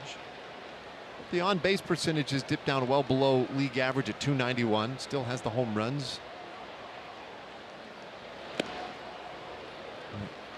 Emily was talking about it earlier, having to make some adjustments again as the league has done to him.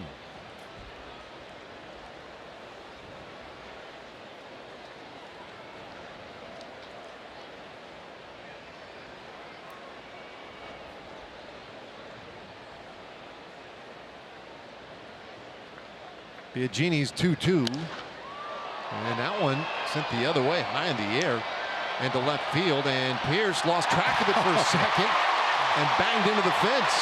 There's nobody out there. Gallo's around third. He will score an inside the park home run. Well, that's one you don't see every day.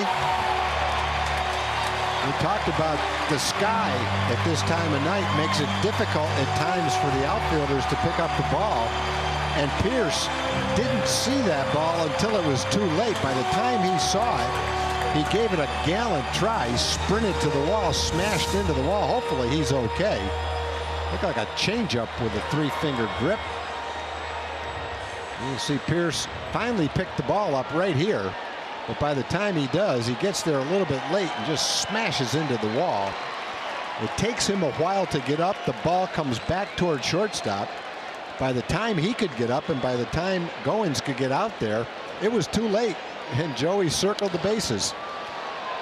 We said it a lot about Joey Gallo. For a big guy, he's agile and he's fast on the bases. And when he saw that ball hit the wall right about before he got to second base, he sensed what could happen. Well, he sprinted home and went in standing up. Well, Pierce might have to come out of the game. Hopefully his knee is okay. He hit that wall pretty hard. And he really struggled getting up. And there was nothing close to a play on Gallo. His 19th home run of the year. And inside the Parker. Joey's not used to running that fast around the bases on a home run. They usually go about 440 feet. That one was about 351 feet. And he had to use his speed to circle the bases. Oh, good. Pierce is going to stay in the game. Glad to see he's okay. Gave it a gallant effort after losing it in the sky.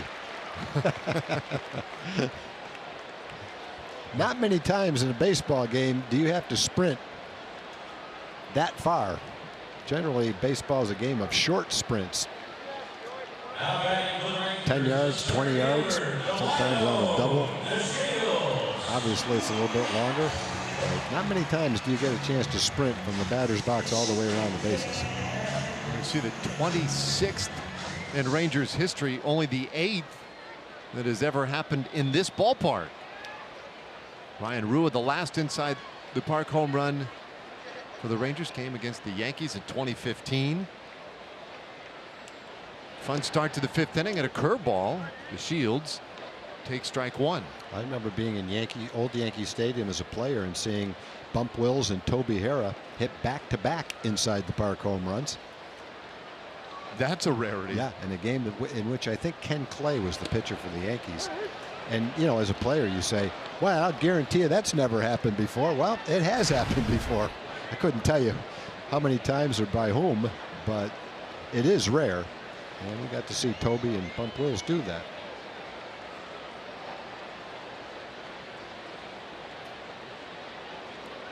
And this one I would have to go back and check. This one blooped out to right field. Dwight Smith with a sliding catch from center field to track that one down and take it away from Delano DeShields. Right fielder Shin-Soo Choo. Smith had a long run to go get this one. He shaded toward right center field, though, which helped. He gets to the ball, and then just to make sure he cradles the ball in his glove, he goes down into a slide and hangs on to the ball. But I think I saw Bobby Darwin hit 2 inside the park home runs in one game. I got to check that out. Do some research on that. In Minnesota, where it was in the old ballpark, there's a base hit. A bunt by Choo. Donaldson throws it anyway, but Choo with a bunt single, his second hit of the night. Again, when he gets on a roll, he's an on-base machine because he can do it in any way. In this game, he's battled back from an 0-2 count to work a walk. He's hit a long home run, and now he takes advantage of the shift and Donaldson being back over toward shortstop and lays down a bunt to get on base. Been up 3 times, been on base 3 times. He's in a great groove right now. But in the old ballpark in Minnesota is a long way to center field. I'm not sure how far, 420. And I know on one of them the center fielder came in and dove and it went by him, and it seems to me it happened twice, but have to verify that. Choose at first. And Andrews hammers that ball into left field. That's a base hit. Chu goes to second. Andrews at first. Still one out in the inning. Time for a Chevy game break. Let's check in with John Radigan.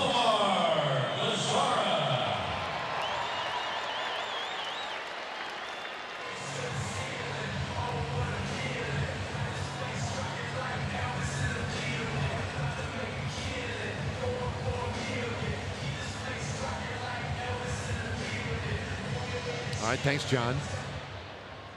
Here, a 7-3 ball game, but the Rangers kind of storming back on Biagini. And a short message out there by Pete Walker, the pitching coach, who heads back into the dugout. Doesn't get any easier. Chu at second, Andrews at first for Nomar Mazara. Chu, by the way, has reached base now. You talk about being an on-base machine, Tom. 25 of his last 49 plate appearances he's reached. Wow. We saw him do that in a pennant race in the last 2 months of the year. Get on base 45-46% of the time. And that's a lot, you know, over a long stretch of time, probably 55 to 60 games. Mazara had a laser his last time up in the third inning and watches it curve for a strike.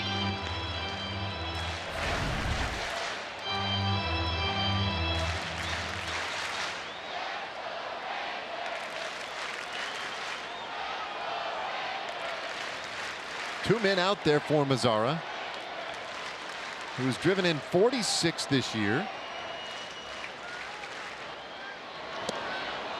And is in a hole 0-2. Danny Barnes has picked up a baseball and started to loosen up in the Blue Jays pen. I just looked up to do a little research on that. How's this one? Dick Allen hit two inside the park home runs in one game, and Bobby Darwin misplayed both of them. I was thinking Bobby Darwin hit two of them in one game. He misplayed two of Dick Allen's in one game. Well, Mazara strikes out on a very high fastball, 2 away in the 5th inning. Dick Allen was not the guy, I guess, that I would have pulled out of the hat as the potential for having hit two inside the Parkers. I believe on both of them, Bobby was probably playing center field, and he slipped on one got by him, maybe dove for it, and then had a long way to run to the 420, 430 sign in center field at the old ballpark there.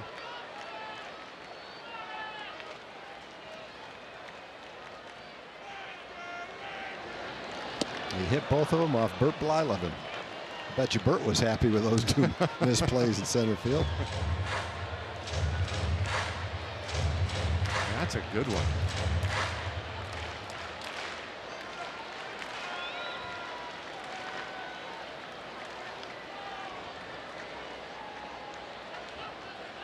Two men on for Adrian Beltre, 2 away in the inning.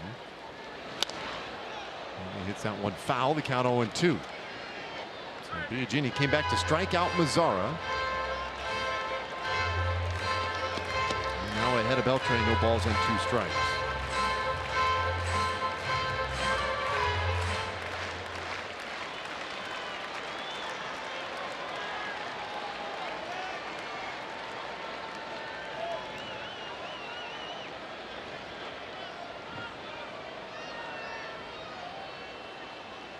Biagini sets again. Pitch count at 76 for the night. That curveball looked like Beltre held up. He did.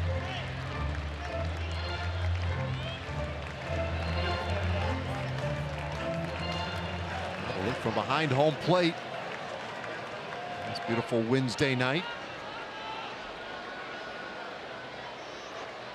It would be huge to pick up another run or two in this inning.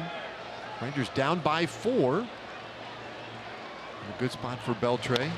Hits this one back up the middle. Slow roller handled by Barney. Safe at first, but another second base. But the throw to first gets Beltre. Great hustle by Andrus. Beat it out at second. But the inning is done. Joey Gallo, the inside the park home run, 8th in the history of this ballpark.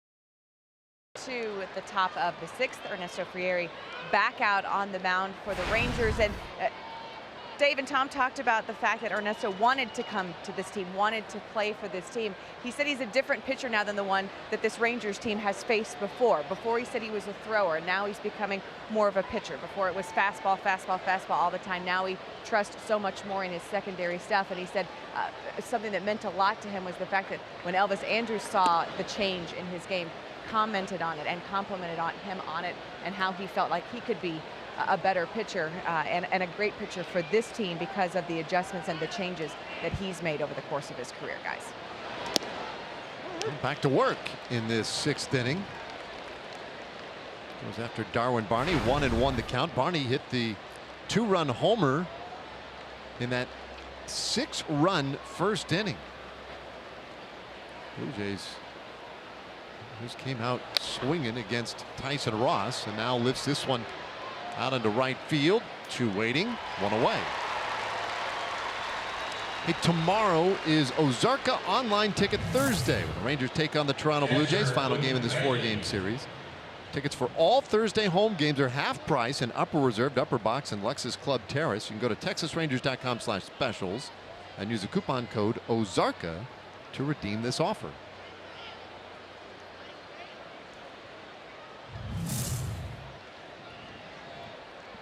Luke Maile swings and misses, but nowhere near that pitch. Strike 1. Clearly appeared he was expecting something else.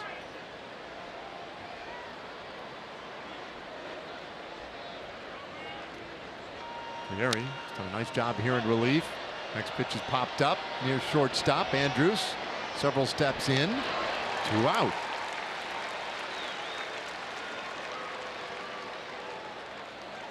Frieri has allowed a couple of hits, and the 1 walk, has 2 strikeouts so far in 2 2/3 innings. And the fans welcoming Jose Bautista to the plate. They don't forget, boy. Bautista 0 for 2 with a walk and a run scored. Fouls this one away. Strike 1.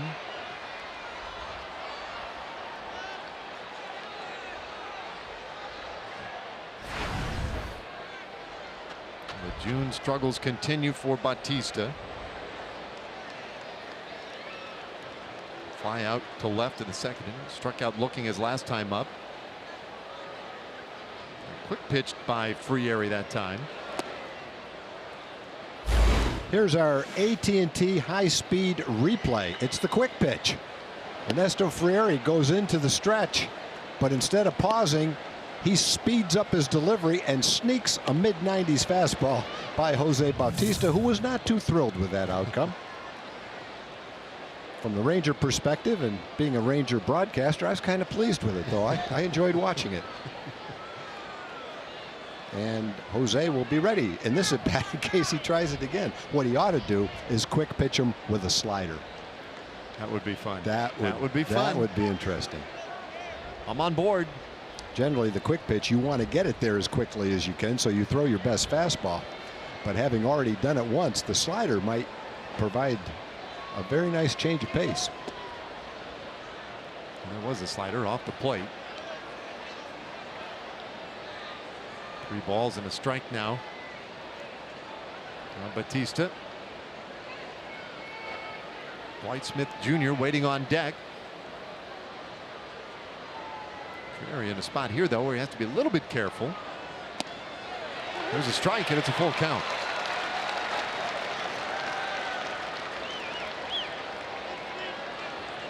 Ernesto is in his longest outing in his career at the big league level. Number of times he went 2 innings, but never this long. Bautista pops this one up. Left side. Andrews puts it away, and it's a 1-2-3 for Frieri. And we go to the bottom of the 6th inning, 7-3.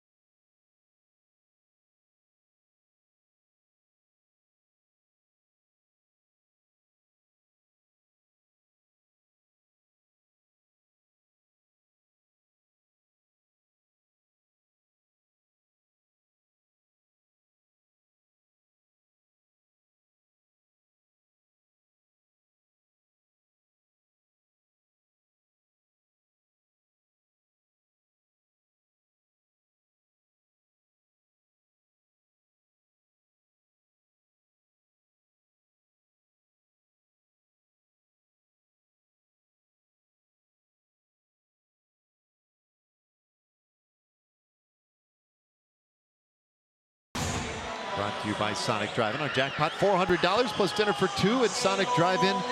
Anita Ellenberger from Burleson. She's our contestant tonight. Hoping a Ranger will hit a home run for her. That would net her $400. If they hit her a grand slam, well, Anita will win $25,000. Good luck, Anita. All right, couple of changes defensively for the Blue Jays. Kevin Pillar comes into play center field in this bottom of the 6th inning. That moves Dwight Smith over into left. Pierce leaves the game after that collision he had with the left field wall last inning. The pitch to Rougned Odor right in there for strike 1.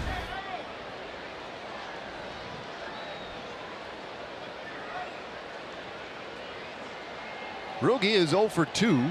Rolled out to first, popped up to short. Biagini continues to battle in this one. And a bouncer foul makes it 0-2. So a little more activity now in that bullpen. Danny Barnes had been throwing out there. Aaron Loup joins him. So Biagini might be getting close to the end of his evening.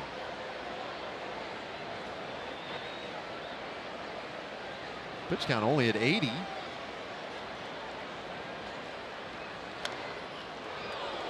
Odor stays alive.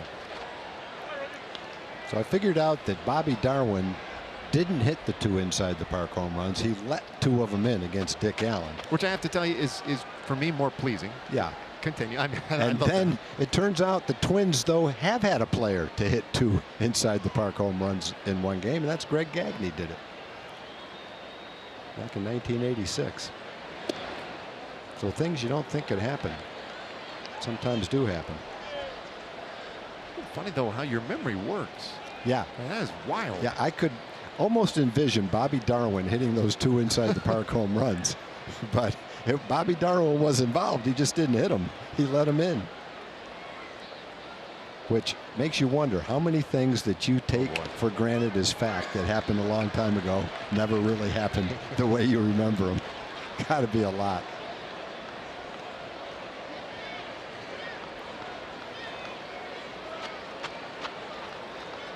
Two balls, 2 strikes to Rougned Odor. A couple of years ago, Logan Forsythe of Tampa Bay hit an inside the park home run over Alex Gordon's head. Alex Gordon got hurt on the play. Gerard Dyson came in for him and hit an inside the park home run later in the game. So those are just examples of things that happen, and it's why you can never say, okay, I've seen everything in baseball, or that's never happened before. Because you never can say I've seen everything, because probably in that same game you'll see something that you never saw before. And if you say it never happened before, chances are it really did. Almost goes to your reverse lock theory, Yeah. right? I mean, if you think it's never happened in baseball, you're probably wrong. Yep, it probably did. Meanwhile, the Peckaway theory still underway, kind of working so far. 7-3 game. Odor waits on a payoff pitch and he strikes out swinging to start the 6th inning. Yeah, you have to give Biagini some credit, because after the inside the park home run, the Rangers had a couple of men on with the middle of the order coming up, and he did a nice job of pitching out of that jam in the 5th inning. Had a changeup that really sunk and tailed away. Fooled with Ned. Pretty good pitch by Biagini.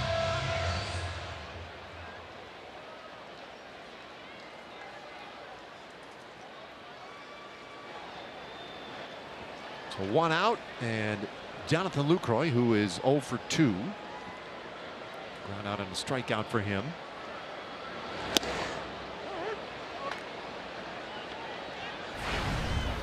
Biagini has gone as far as 100 pitches in an outing. In fact, his last start, we mentioned it earlier, he just had one of those nights where he threw an inning and gave up 7 runs on 8 hits, and that was it. The night was done.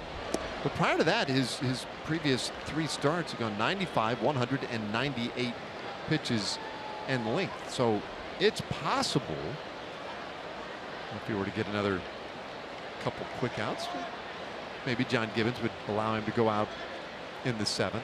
Although the double barrel action to the bullpen leads one to believe that Gibbons might be ready to turn it over. There's a ground ball to short. Lucroy retired, and they're 2 away. Hey, on Saturday, July 8th, we're going retro for Turn Back the Clock night. And the first 15,000 fans 14 and older will receive a Mike Napoli powder blue replica jersey courtesy of Fox Sports Southwest and Southwest Airlines. It's the Rangers and Angels, an 8:05 game, and you can get your tickets at TexasRangers.com or by calling 972-RANGERS.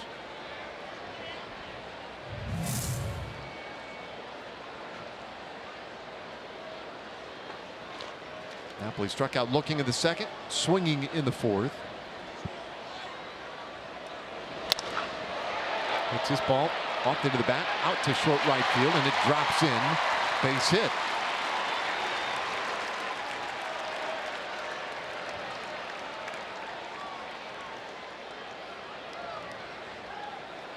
Well, Rangers have a base runner, and boy, look at that. That ball tailed away from Knapp a little bit. Actually cut away from Knapp a little bit. Hit it off the end of the bat. Just dumped it out there in right center field for a base hit. Like the to go with a left-hander, and that'll be it for Biagini. Did a nice job tonight. Biagini done. Gallo coming up. And Aaron Loup will be the new Blue Jays hurler when we come back.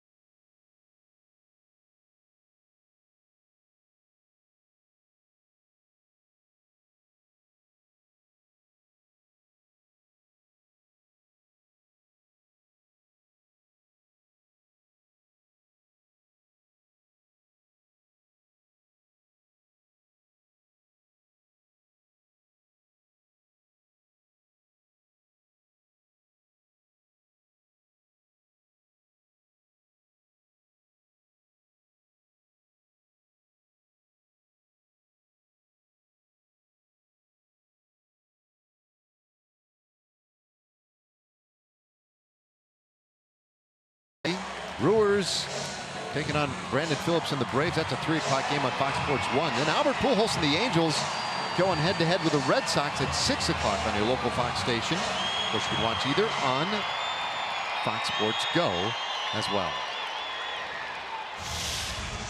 All right, Aaron Loup, the left-hander, on here with 2 out in the bottom of the 6th inning. Loup making his 34th appearance of the year.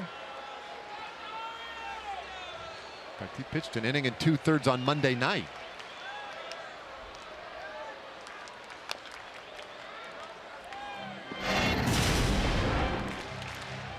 We're going to time Joey going around the bases. Launches that fly ball to left field. Not really going full speed until right now when he sees the ball come off the wall, come back toward shortstop, and realizes he can go all the way. Takes a wide turn around third and clocks in at 15.95 seconds.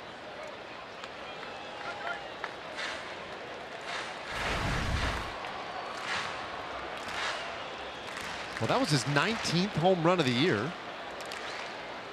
He's had some good swings tonight. Now facing the left-hander Loup, who, odd as it is, has a little trouble getting left-handers out. And this ball is hammered deep to right field, and it is off the base of the fence. Into third base is Napoli. They will hold him there on the double by Gallo. And Joey Gallo, 3 for 3 tonight, all extra base hits. Yeah, when Joey hits one to right field like that, with that trajectory, you just assume it's a home run. But he must have hit that ball off the end of the bat. Let's take a look. Because if he hit it well, it's going more than 345 feet. He must not have got, obviously didn't get all of it, but he got enough of it to put 2 men in scoring position as the Rangers continue to try to make their comeback. So 2 men on. And another pitcher coming on as well for the Blue Jays. Danny Barnes will be the man when we come back.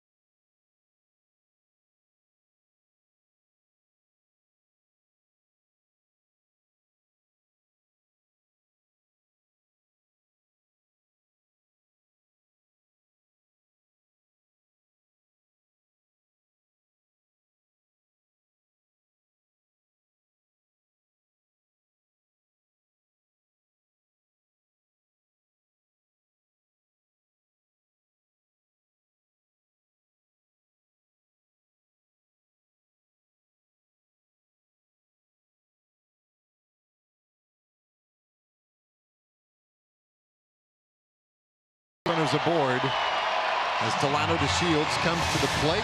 Danny Barnes comes out of the pen for the 24th time for Toronto. Yeah, nice numbers for Danny Barnes. Nice ERA, excellent whip below 1, and a really nice strikeout to walk ratio, 4-1.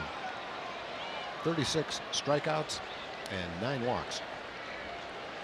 Opponent's batting average 176. He's only given up 19 hits in 30 innings. Napoli is at third, Gallo at second. And DeShields hits this one sharply into left field, base hit. Napoli is in. Here comes Gallo. He'll score. DeShields hung up between first and second. The throw back to first. Got him. Oh boy. He says, hang on. Jeff Bannister signaling that he'll want his guys to take a look at the video first. 2 runs at the very least are in.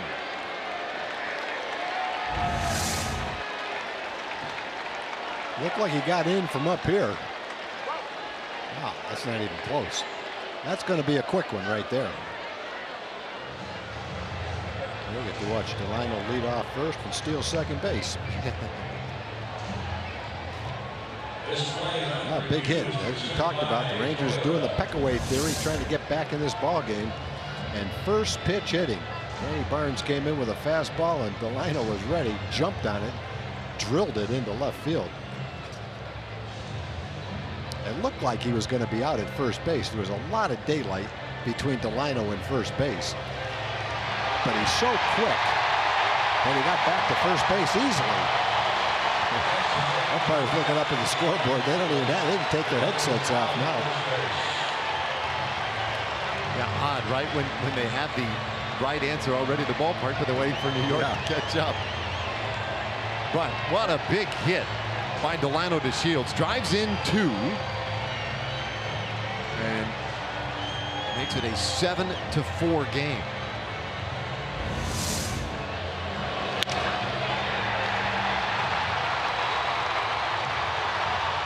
7-5 game. But you take a look here, he was seemingly dead to rights for a moment there. It didn't look like there'd be any way he could get back. The throw might have been slightly late as far as getting rid of it, but it looked like it would be plenty of time. That's just how quick Delano is. He put the brakes on and scampered back. I have no idea what's taking them so long to make this call. This is phenomenal. Unless his hand comes off the bag. Well, even if it did, it doesn't. The ball's never left the bag. A mile away. It is to can't for the life of me figure out. Looks like one of the easiest calls of the year. I mean, it could be that the replay official is busy with several calls at the same time. I don't know. Weird though. Jeff Bannister looking on and probably not real tickled. You got a little momentum building here with 2 outs. First reliever they brought on, the left-hander, to get Joey Gallo, and he smashes one off the wall and right, bringing the right-hander to face DeShields, and he ropes one into left. We want to keep this thing going. Now we will get our call.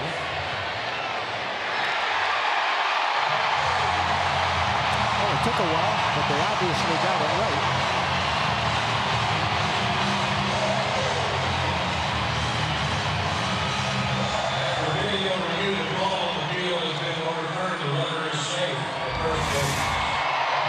First pitch hitting, Delano jumps on that high fastball, just ripped it into left field.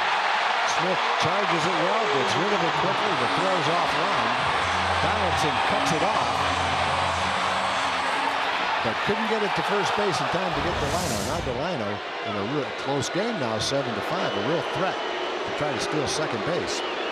We are only in the 6th inning, and Chu's been swinging a very hot bat. And he takes a strike from Barnes. That was probably a smart pitch. Chu is, I think, ready to jump on a fastball if he saw one.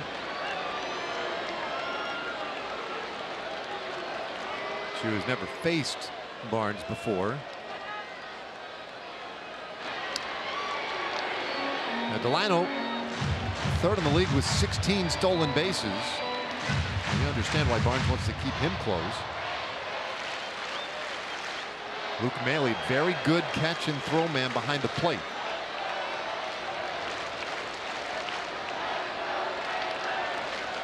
And there goes Delino. The pitch was a high strike, but throw to second, nowhere near in time. 17th steal for DeShields. Yeah, that base was stolen before Maile ever caught the ball. That was stolen off Barnes, who took quite a bit of time to deliver the ball to the plate.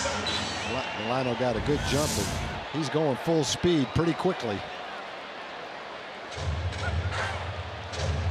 And if he knew he could keep his foot on the bag, he could have gone in standing up.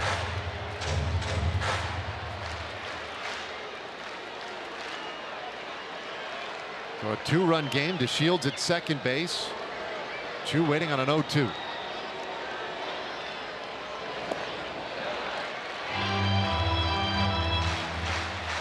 DeShields with his 17th steal, most on the team. But look at the Rangers overall, just 4 back of the Angels, or most in the American League as a group.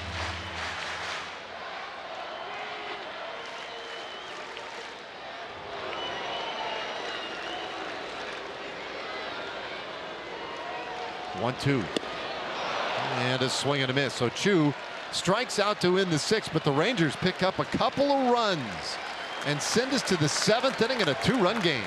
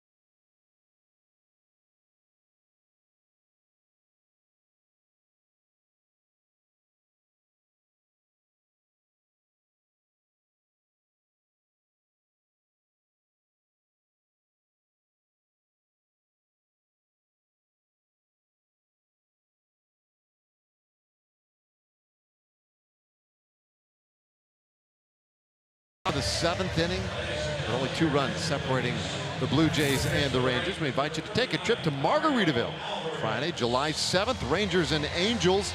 It'll be a special pregame tailgate party with live music and cold drinks, and fans who purchase a special theme ticket will also receive a Margaritaville-inspired Rangers t-shirt. Stay after for the postgame fireworks show set to Jimmy Buffett's music. You can get your tickets today at TexasRangers.com/theme nights. Dario Alvarez now out of the bullpen for the Rangers. We talked about his pitch arsenal the last time he pitched. He throws significantly more sliders than he does fastballs. That's his strikeout pitch, whether he's pitching to a lefty or a righty. He loves to feature the slider. He's got a good slider. That's why he's in the big leagues. He got a pretty good fastball too, low 90s. Nice job by Ernesto Frieri. 3 shutout innings, longest outing of his big league career. A couple of strikeouts for him, allowed just the 2 hits. Did a great job of settling this game down. So now up to Alvarez. And there's that slider in there for a strike to Dwight Smith.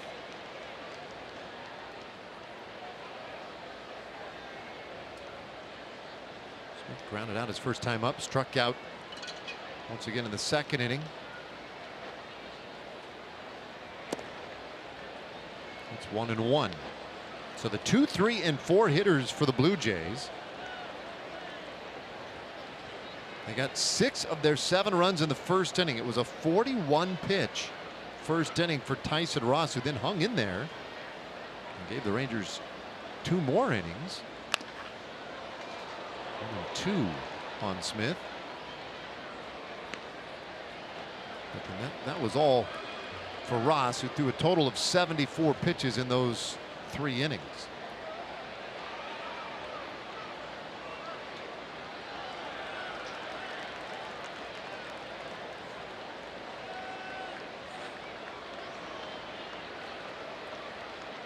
Smith getting a rare start. This is just his 9th game he's ever played in the big leagues.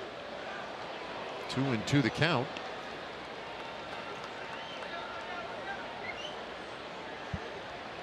Son of a major leaguer. We see a number of guys who are the offspring of former major league ball players. His dad, a World Series champ in 1995 with the Atlanta Braves. One at time, didn't get it. That one just missed.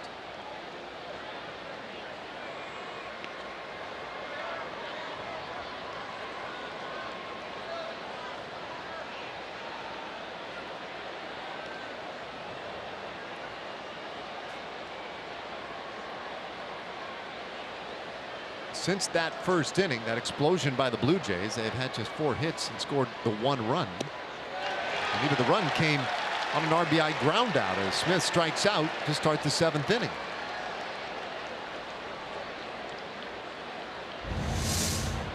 Third baseman Josh Talked about how he Donaldson. likes to throw his slider, and he gets a lot of strikeouts with it, and there's a great example of it.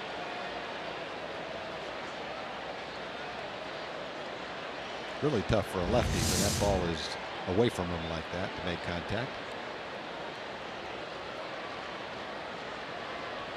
Smith was a high draft choice. He was the 53rd pick in the 2011 draft. 24 years old. And now Donaldson. Pretty good velocity on that fastball at 94.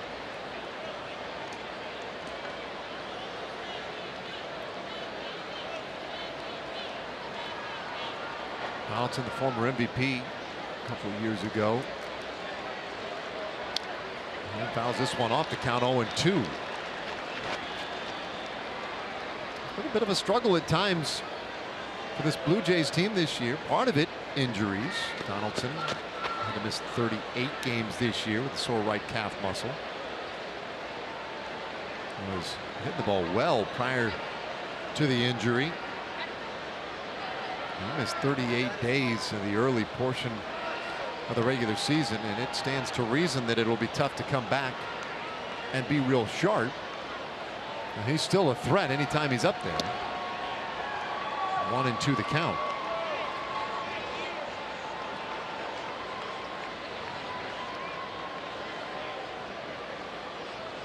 His average since coming back from the disabled list is 291 with 6 homers.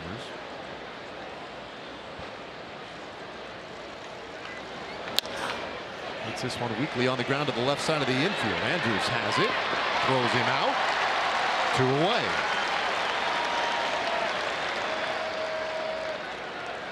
MLB.TV, every night, every device. You can watch every out-of-market regular season game live, plus get a free subscription to At-Bat Premium, the #1 app for live baseball. Blackout and other restrictions do apply. Go to MLB.TV for details.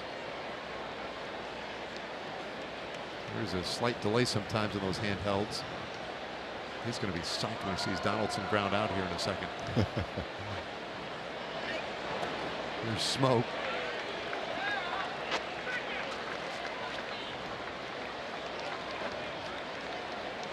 Smoke 2 for 3.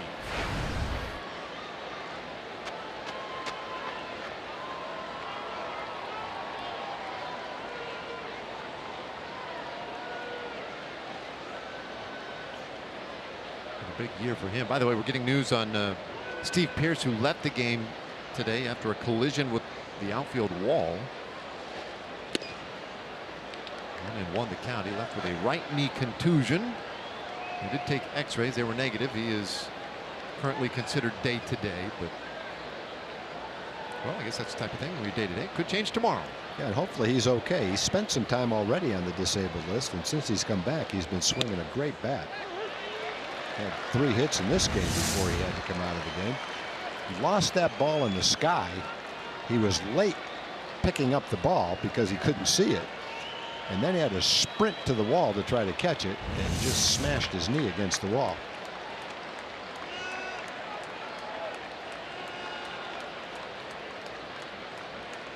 He's been a huge offensive factor in this game. The other guy at the plate right now. 2-2 the count. Well, there are a couple of guys who are real threats in this Blue Jays order. Smoke has been the man for them this year. 20 home runs. And Smoke has killed left-handed pitching, hitting almost 400 right-handed. Not this time, Well, take strike 3 called, and it's a 1-2-3 inning for Dario Alvarez with a couple of strikeouts mixed in there. Time to stand and stretch. It's a 2-run game.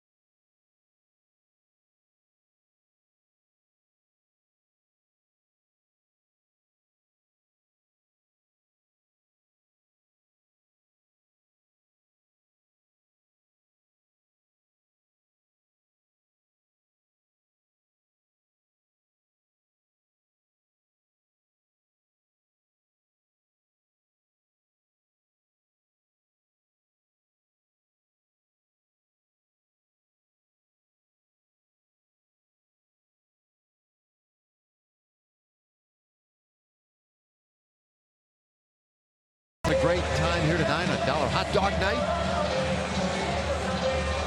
It's been a weird ball game, but Rangers have the momentum right now heading into these late innings. And look at the last 11 games.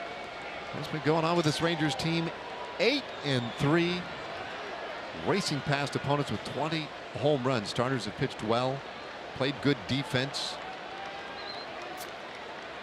And those have all been against some really good teams. It started with that road trip to Washington and Houston, and then back home for the Mariners and now the Blue Jays. And Elvis Andrus takes a strike. Elvis 1 for 3. Base hit his last time up.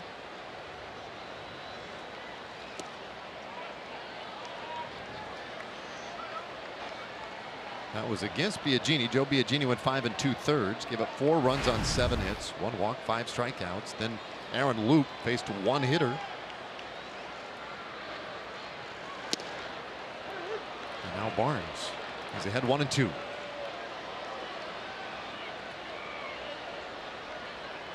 When Biagini was working in the 6th inning, I was sort of rhetorically wondering, would he be allowed to come out again? Should he get through that inning?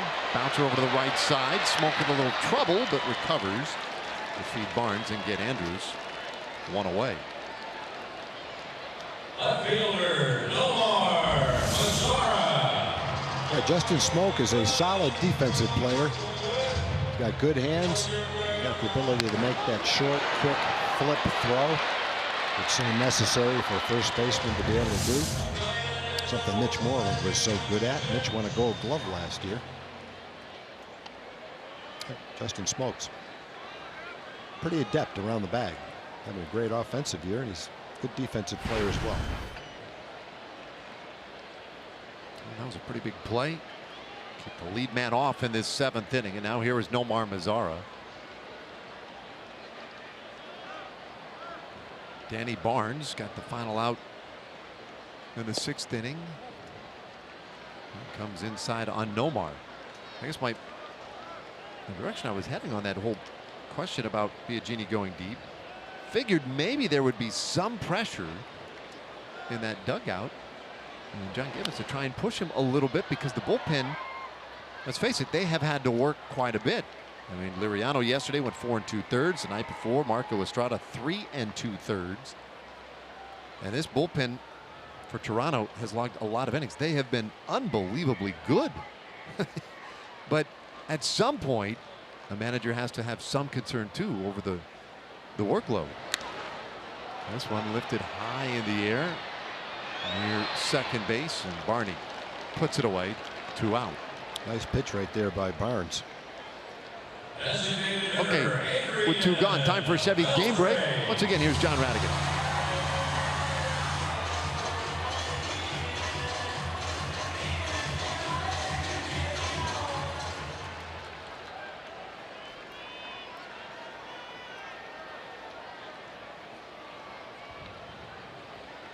All right, thanks, John. 2-run game here. Adrian Beltre at the plate. Yeah, Cleveland kind of quietly, if they win that game, will be 6 games over 500. They've been at or under 500 for a lot of the season. They're starting to assert themselves in the AL Central, it would appear. Kind of wondering when that might happen. I think a lot of people felt like eventually Cleveland will take its rightful spot atop that division. They certainly have all the ingredients you think they would need in that division. And I think a lot of folks now thinking, well, next stop, who will be second in that division? This one hit hard out to center field. Pilar is there, puts it away for a 1-2-3, bottom of the 7th. And we'll go to the 8th inning. Time starting to run short as the Rangers trail by 2.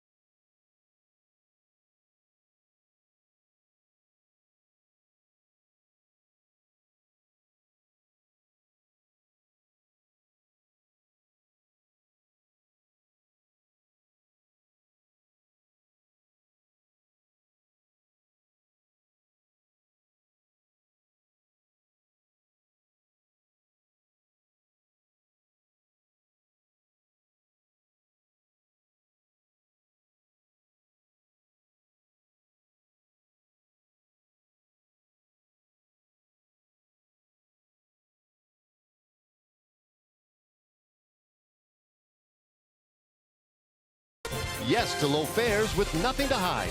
That's transparency. And by AT&T Internet. Visit AT&T.com/keepcalm to learn more.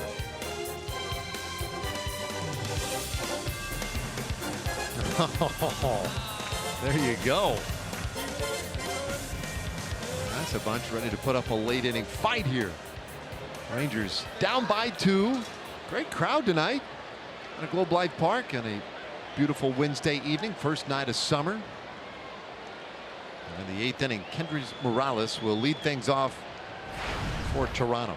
Kevin Pillar will be due next, and then Ryan Goins.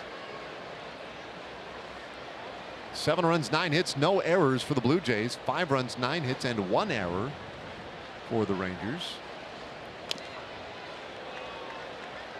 Mario Alvarez out for a second inning of work. 3 innings from Tyson Ross, 3 from Frieri, and now a second inning potentially for Alvarez.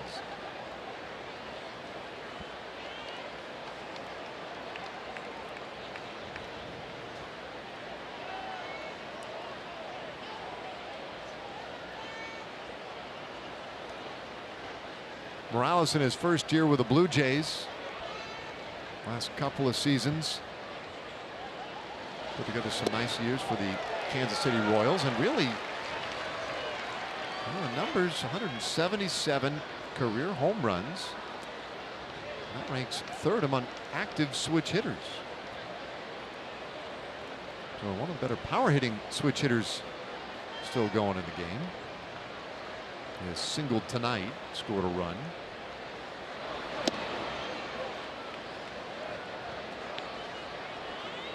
1-2 the count. One of the things about Alvarez, he'll put his all into a pitch. Spun around a couple times down the mound after that one.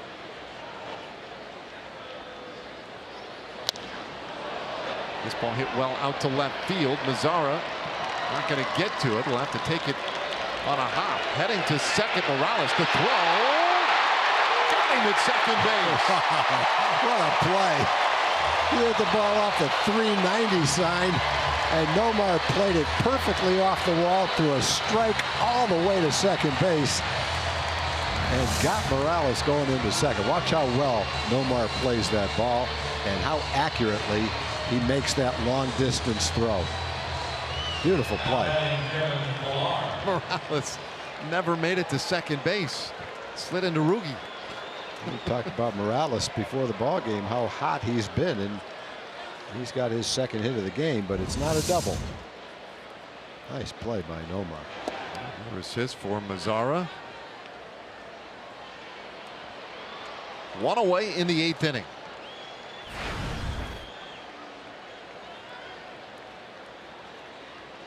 Now Pilar came in defensively. This is his first at bat of the night. 1-1 the count.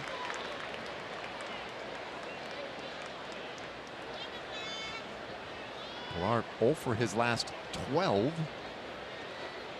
Part of the reason why he was not in the lineup today, just getting the night off. And shoots it foul. The count 1-2.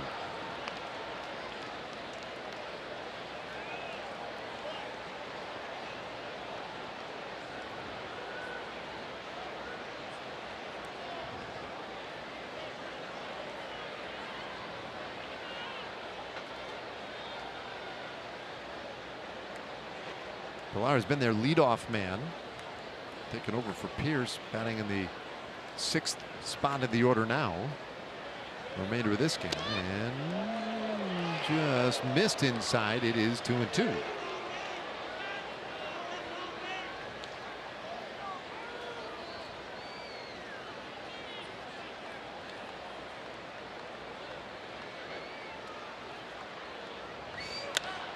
Alvarez next offering. That one flared into center field. A base hit for Pilar. So back-to-back singles.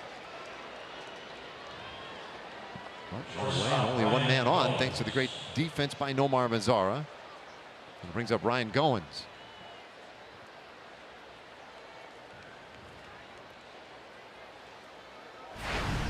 That might get some activity in that Rangers pen. They've climbed back to within 2 runs and have given themselves a fighting chance here in these late innings. It was a 6-run first inning for Toronto. They added a run in the 3rd.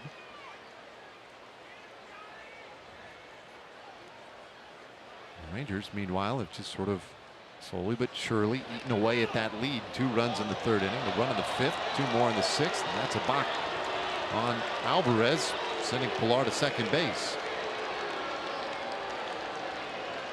Well, the Rangers didn't like it. Banny didn't like it. Dario didn't like it.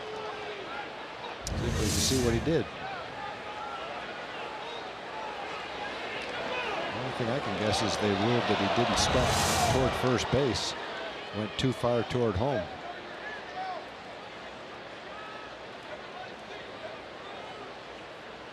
You see Doug Brocail not happy with that one at all.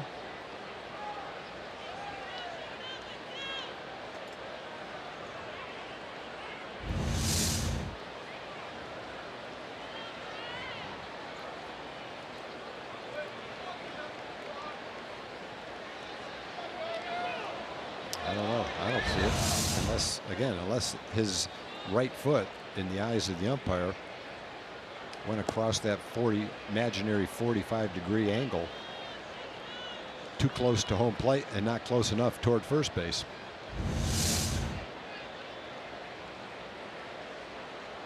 The second base umpire right behind the mound. He's the one, Craig Gibson, who made that call.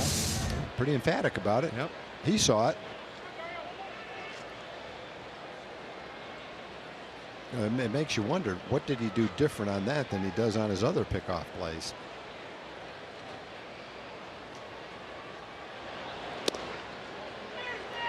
Two balls and no strikes on Goins. So Pilar out there at second base after the balk. Toronto tonight has been pretty good with runners in scoring position. 5 for 11. You know, if you took a string and made it go from the pitcher's rubber to home plate and another one from the pitcher's rubber to first base. This ball hit out toward right field. Coming on for it is Chu. He's there to make the play. 2 out. That would be a 90-degree angle. And then if you put another one right in the middle at 45 degrees, when a left-handed pitcher steps to first base, he has to be either on that line or toward second base, not toward home plate. That's the line that determines whether you've made a move to home or made a move that's a legal pickoff play toward first base. And to my untrained pitching eye, that's the only thing that I could sense that he might have done. There was a year in spring training, I couldn't tell you what year that was, when they actually put a chalk line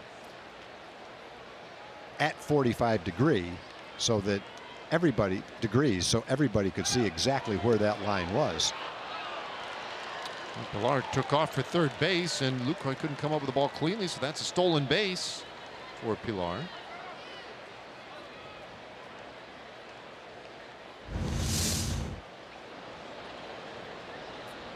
Yep, big jump.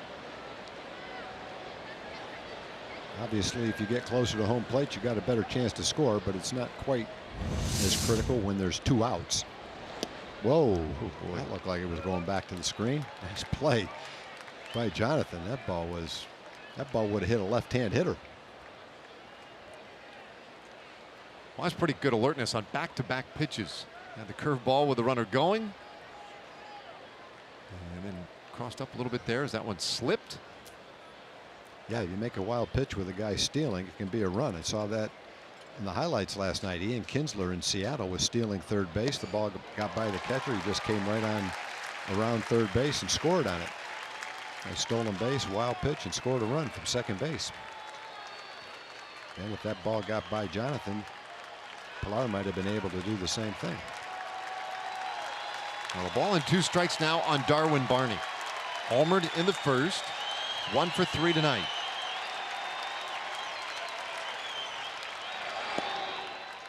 Just missed. 2-2 the count.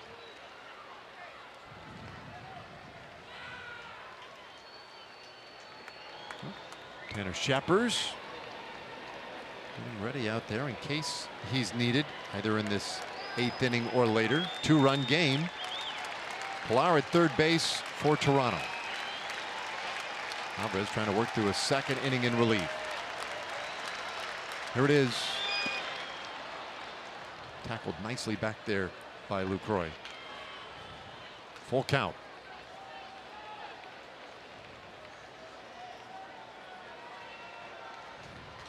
So that chalk line during spring training several years ago, did it help? Did it make any difference? It made it pretty easy to see whether the left-handed pitcher was stepping toward first base or home plate. I can't remember whether they thought it was a successful experiment or not. So Dario wants to talk this one over. It is a big pitch. 3 balls and 2 strikes.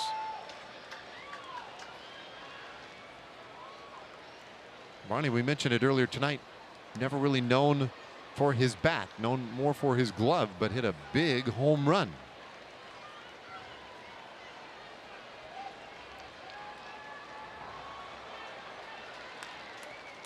Just as soon get this inning over with him right here. Luke Maile would be next.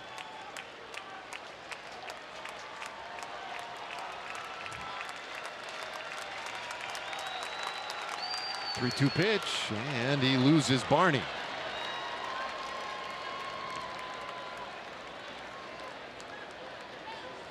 And that will get Jeff Bannister out of the dugout. And that long, slow walk says one thing. Dario Alvarez's night is done, an inning and 2/3 in relief. And Bannister and the Rangers calling on Tanner Scheppers when we come back.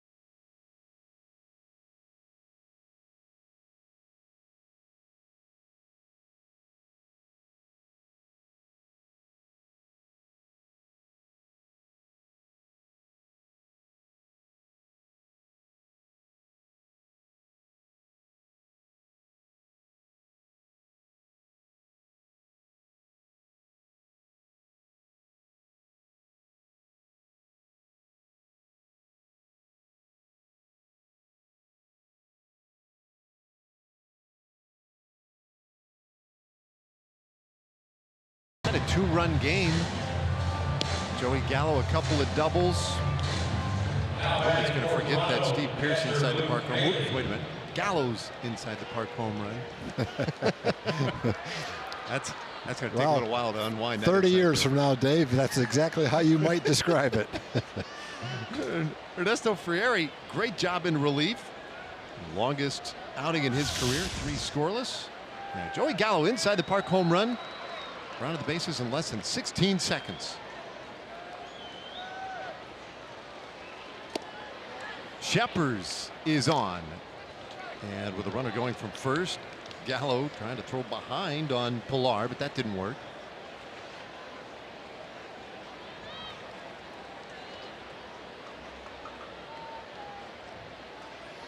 Yeah, for Tanner, a lot of fastballs, and his second pitch is a curveball. Pretty much, in fact, strictly fastball, curveball. 77% two-seam fastballs with good movement on them. Pitch misses. 2 nights ago and showed a nice curveball in that game. Big, sharp, breaking, tight curveball. Retired 5 of the 9 batters he faced, and an inning and 2/3 scoreless innings of relief Monday night. 2-0 pitch, and that one right in there. 95 miles per hour from Scheppers.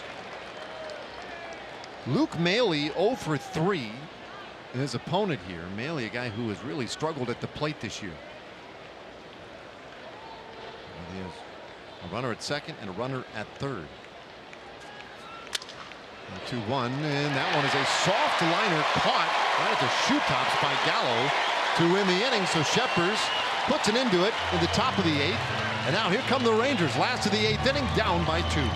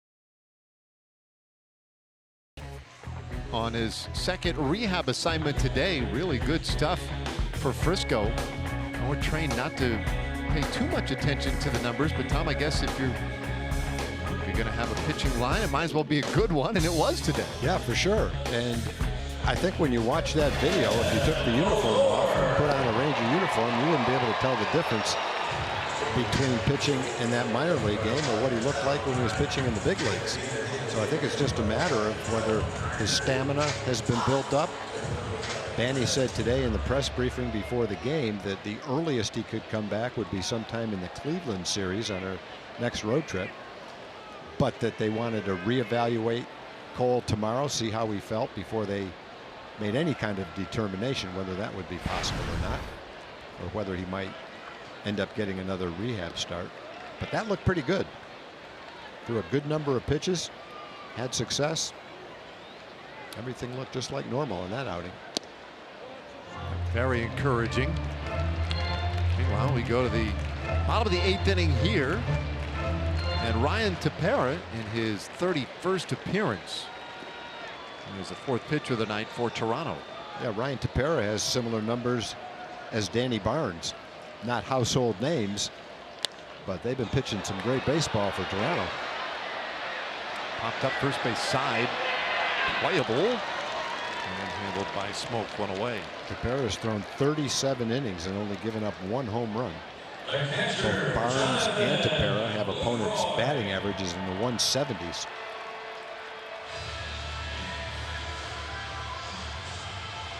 Now, when you look at the bullpen numbers for the Blue Jays, especially recently, boy, they have done a fantastic job. Now, they've thrown a lot of innings. But in this last month on the road ERA for their bullpen, 0.79. That is easily the best in Major League Baseball during that stretch. As Jonathan Lucroy steps in, 0 for 3. Lucroy, a couple of ground outs and struck out looking in the 4th.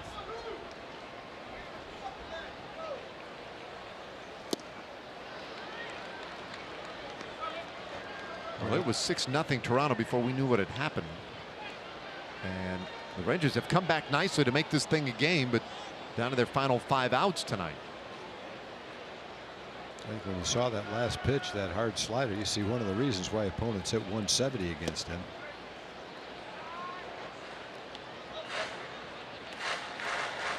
One ball, 2 strikes to Lucroy. The game started with Joe Biagini going 5 2/3. Aaron Loup, Danny Barnes, now Ryan Tepera. It's outside. 2-2.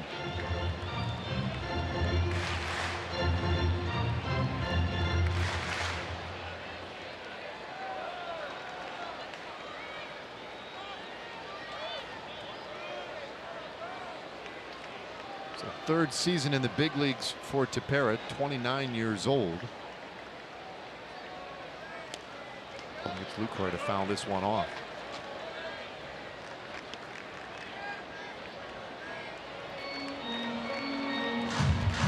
Lucroy, such a good contact hitter. The strikeout earlier tonight was his 19th. Just 19 strikeouts this year for Lucroy against 10 walks. He makes as much contact with 2 strikes as perhaps any hitter in baseball. He's, cut it down a little bit and fight with a guy. Gets this one off the handle. Little bouncer to shortstop, and Goins retires Lucroy. There are 2 out in the 8th inning. You saw the good slider that Tepera features. So it's a pretty good fastball too. Good 90s, 95, 96 miles an hour. Pretty good stuff. In fact, really good stuff. Not pretty good.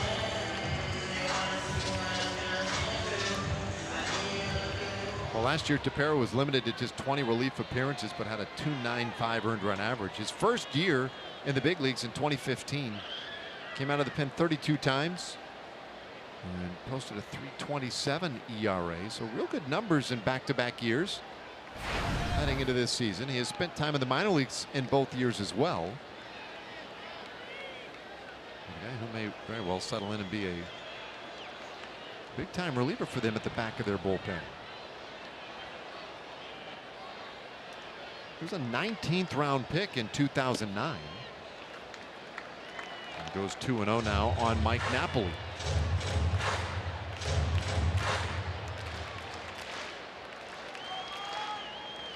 Napoli singled his last time up, 1 for 3.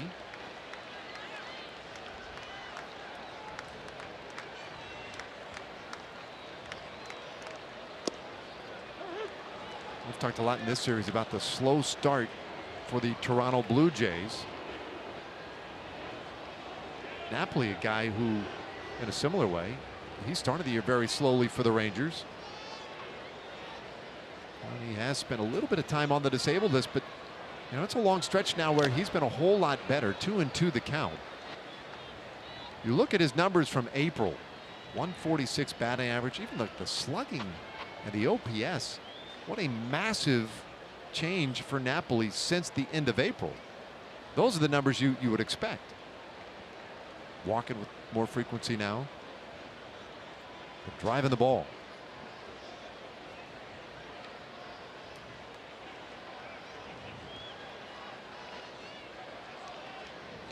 Well, he always has a chance to hit one out of the ballpark. And one of the reasons he's so valuable. Right now, the Rangers just need him to get on base. Joey Gallo swinging maybe the hottest bat in this ballpark tonight, waits on deck, and you'd like to have him come up with a man on. The 2-2. It's a full count. A couple of doubles and an inside the park home run for him.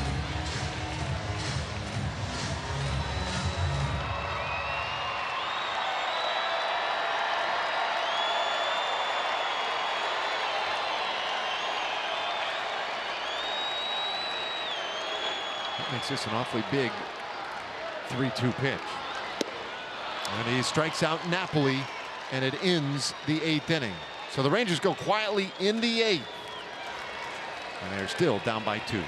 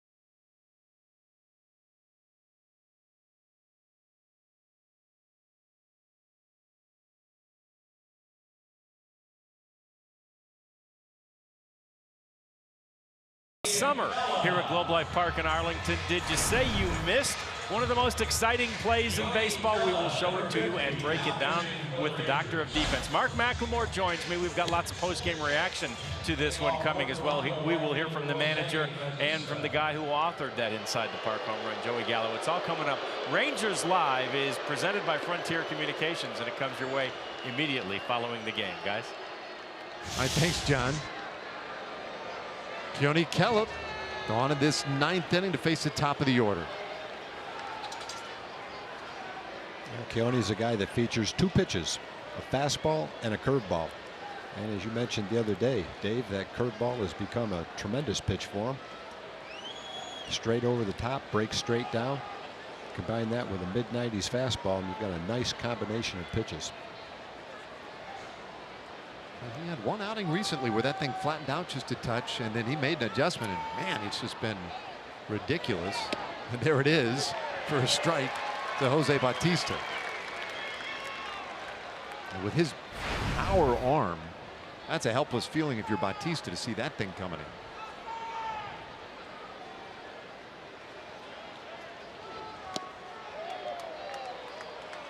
in. Yeah, I'm trying it again. Not sure where that one missed. 1-1 to Bautista. Kello, the fourth reliever tonight, back of Tyson Ross, who had a short outing.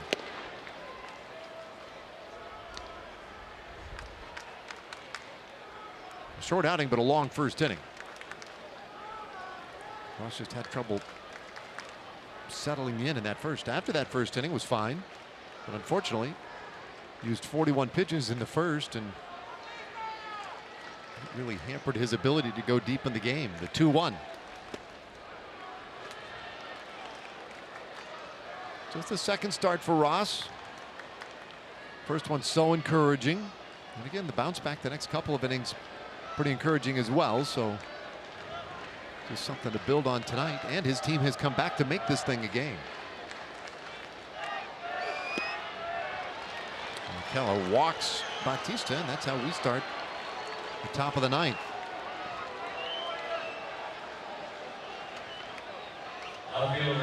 Bautista came into the game with 40 walks. He was tied for 5th. There's a couple of more to go along with it tonight. And he's been struggling. He's 8 for 65 in June, which is somewhere around 120. That's after a 317 May.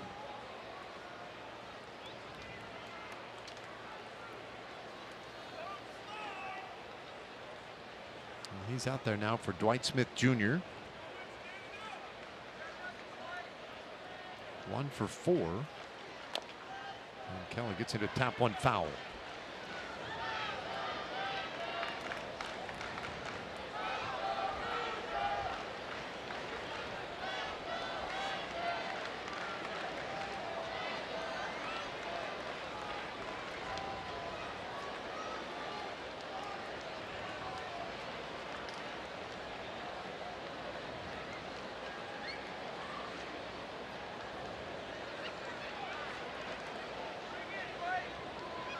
Kelly's got to keep this a scoreless ninth, give his team a chance in the bottom of the ninth. Gallo set to lead things off, then to Shields and Chu. So you have some pretty good hitters coming up. Guys swinging the bat well, if you can stay within 2.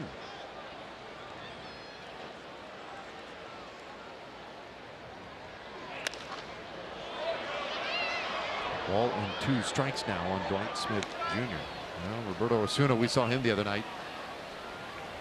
He has been brilliant. You see the do-ups.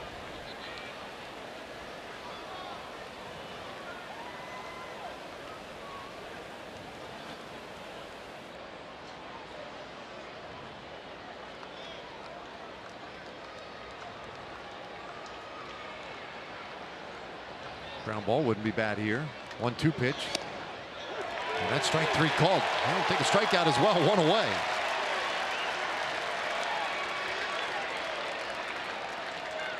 Now, Keone's a tough guy to hit. He's really tough if you haven't seen him before. It's tough to gauge what that curveball looks like until you get up there and watch it. He dropped it right at the top of the strike zone. For a hitter, that's the look you'll give the umpire. Even though it was a strike, it barely touched the top of the outside corner. And when the breaking ball is coming down to the hitter, it looks like it's high. A borderline pitch went Keone's way, and Smith will probably never agree that that was a strike.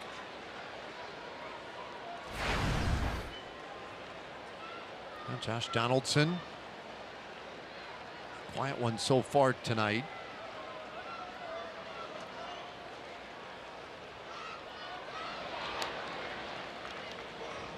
Not much of a move there on Bautista. Bautista could run, by the way. I mean, not incapable of stealing a base. Has 4 this year.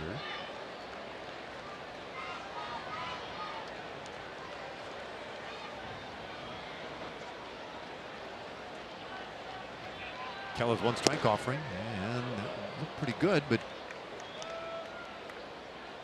it's 1-1.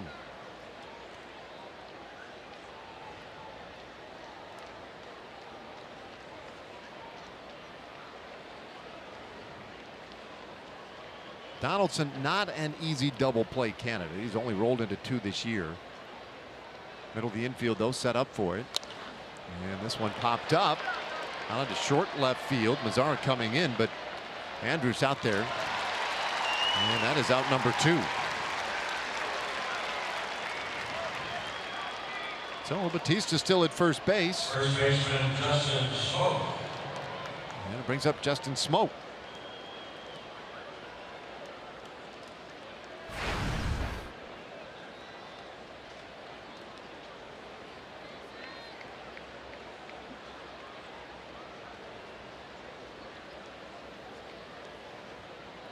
Smoke, I suppose, the one guy you would just as soon not see in these late innings.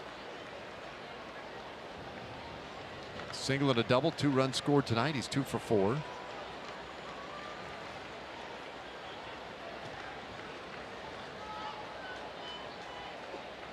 Six-game hitting streak for him now, and a breaking ball in there, strike 1.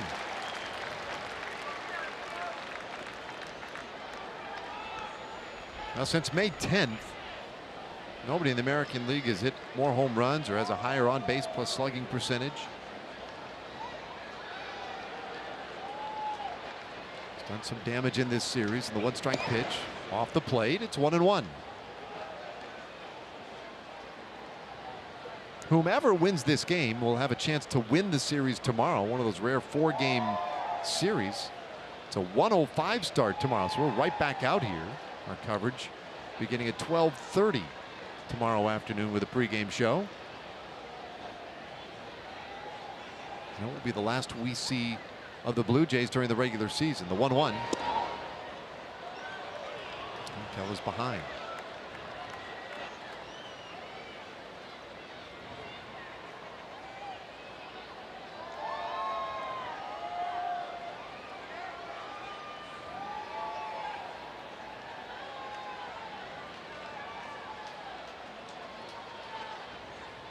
Keller readies again, and swinging and a miss at the breaking ball makes it 2-2. That's the curveball at its best right there.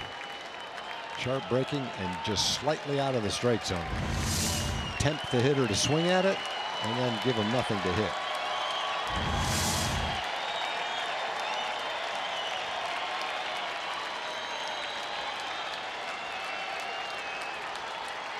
$28,376 here on this Wednesday night. We'd love to see Kelly get this to the 9th inning, and he does with a curveball. Smoke strikes out swinging. Now last chance coming for the Rangers, and Joey Gallo will lead things off when we come back.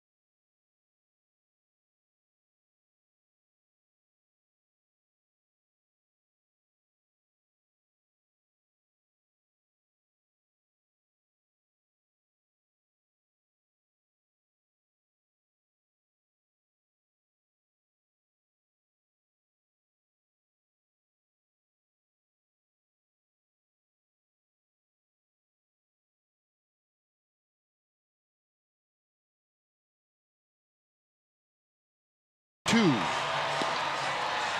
they will deal with Roberto Osuna in this 9th inning, and one of the best young closers in the game.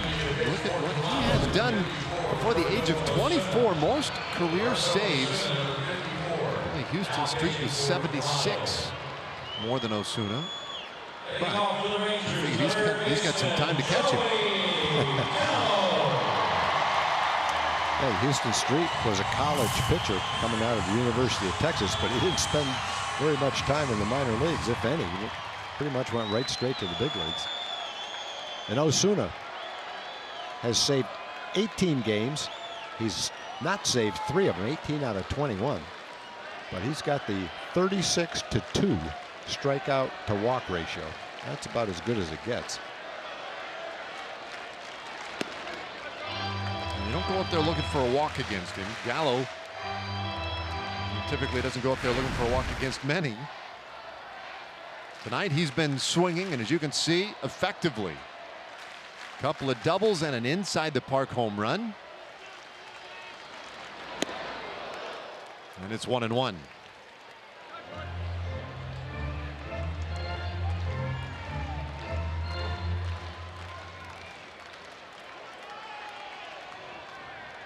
Rangers have pecked away all night, put themselves rather in a position now for a base runner, and then one big swing could tie it.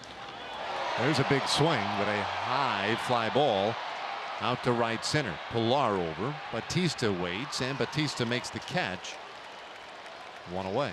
Well, before Delino hits, we're going to show you our Jimmy John's delivery of the game. It came in the first inning, and it's delivered by Darwin Barney. That home run right down the line, barely out of the ballpark, about 330 feet, was a 2-run homer and capped off a 6-run first inning for the Blue Jays. Rangers have pitched very well since then and have made a gallant attempt to come back in the game, but they're still 2 runs short, down 7-5. Shields, 2-run single last time up. Trying to work his way on against Osuna.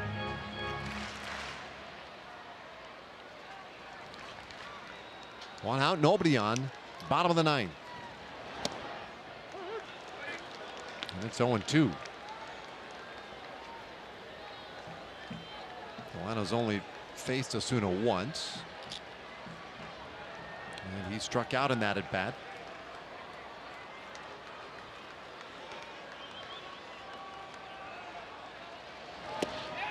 Did it go this time? They want an appeal? No.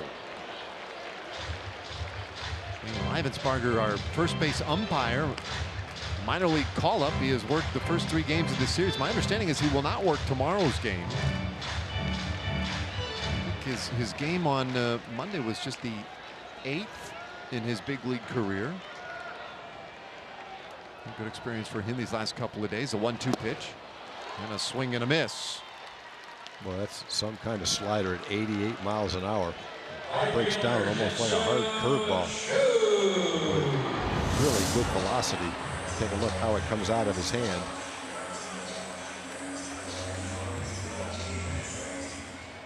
Well, you combine that with a mid-90s fastball, and you can see why he's an elite closer at a young age.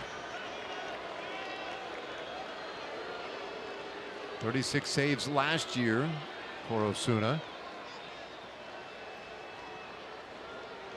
18 so far this year, and his first pitch to Chu very high.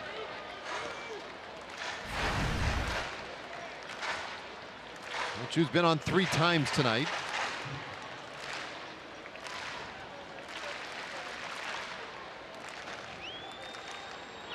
One for 2 in his career against Osuna, and the count 1-1.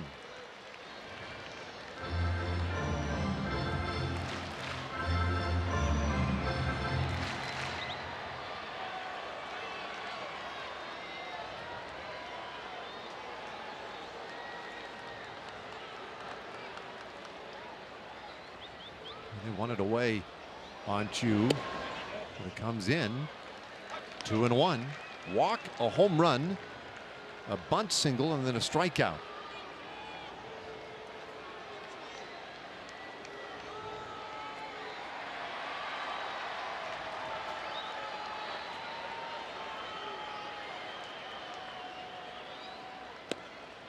Again, a little bit up. It certainly looks like Maile trying to position himself as low as he can behind home plate, asking for the ball low, but it keeps coming up on Chu.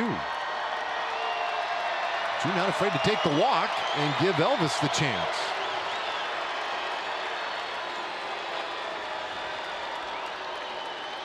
Osuna has only walked 2 this year and puts that one on the inside corner. It's a full count. There is Andrus, hoping, just like about 28,000 others here, that he gets one more shot tonight.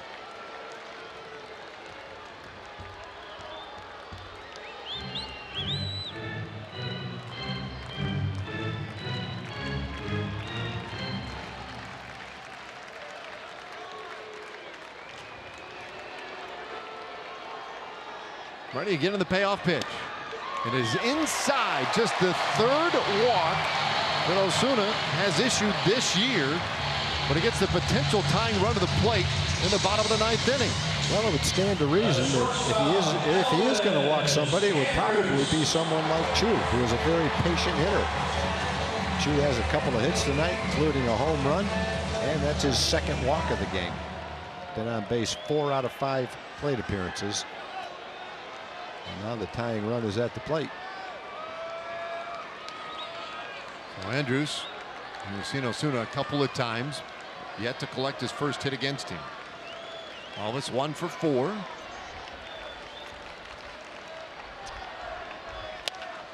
A bouncer at third base. High hop Donaldson, long throw, and that will do it. Well, the Rangers got the tying run to the plate in the 9th inning in a game in which they gave up 6 runs in the 1st inning. So they made a game of it tonight, but fall short 7-5, the final score. So Toronto has taken 2 of the first 3 of this series. A chance for the Rangers to split the series tomorrow afternoon. First, though, John Radigan and Mac will be back to talk about the inside the park home run by Joey Gallo. Give you all the player reaction and analysis to this one. We'll be back here to talk about Chu's really nice night as well. For Tom Grieve, Emily Jones, and our entire crew, I'm Dave Raymond, inviting you to stay with us. Rangers Live postgame show starts right after this.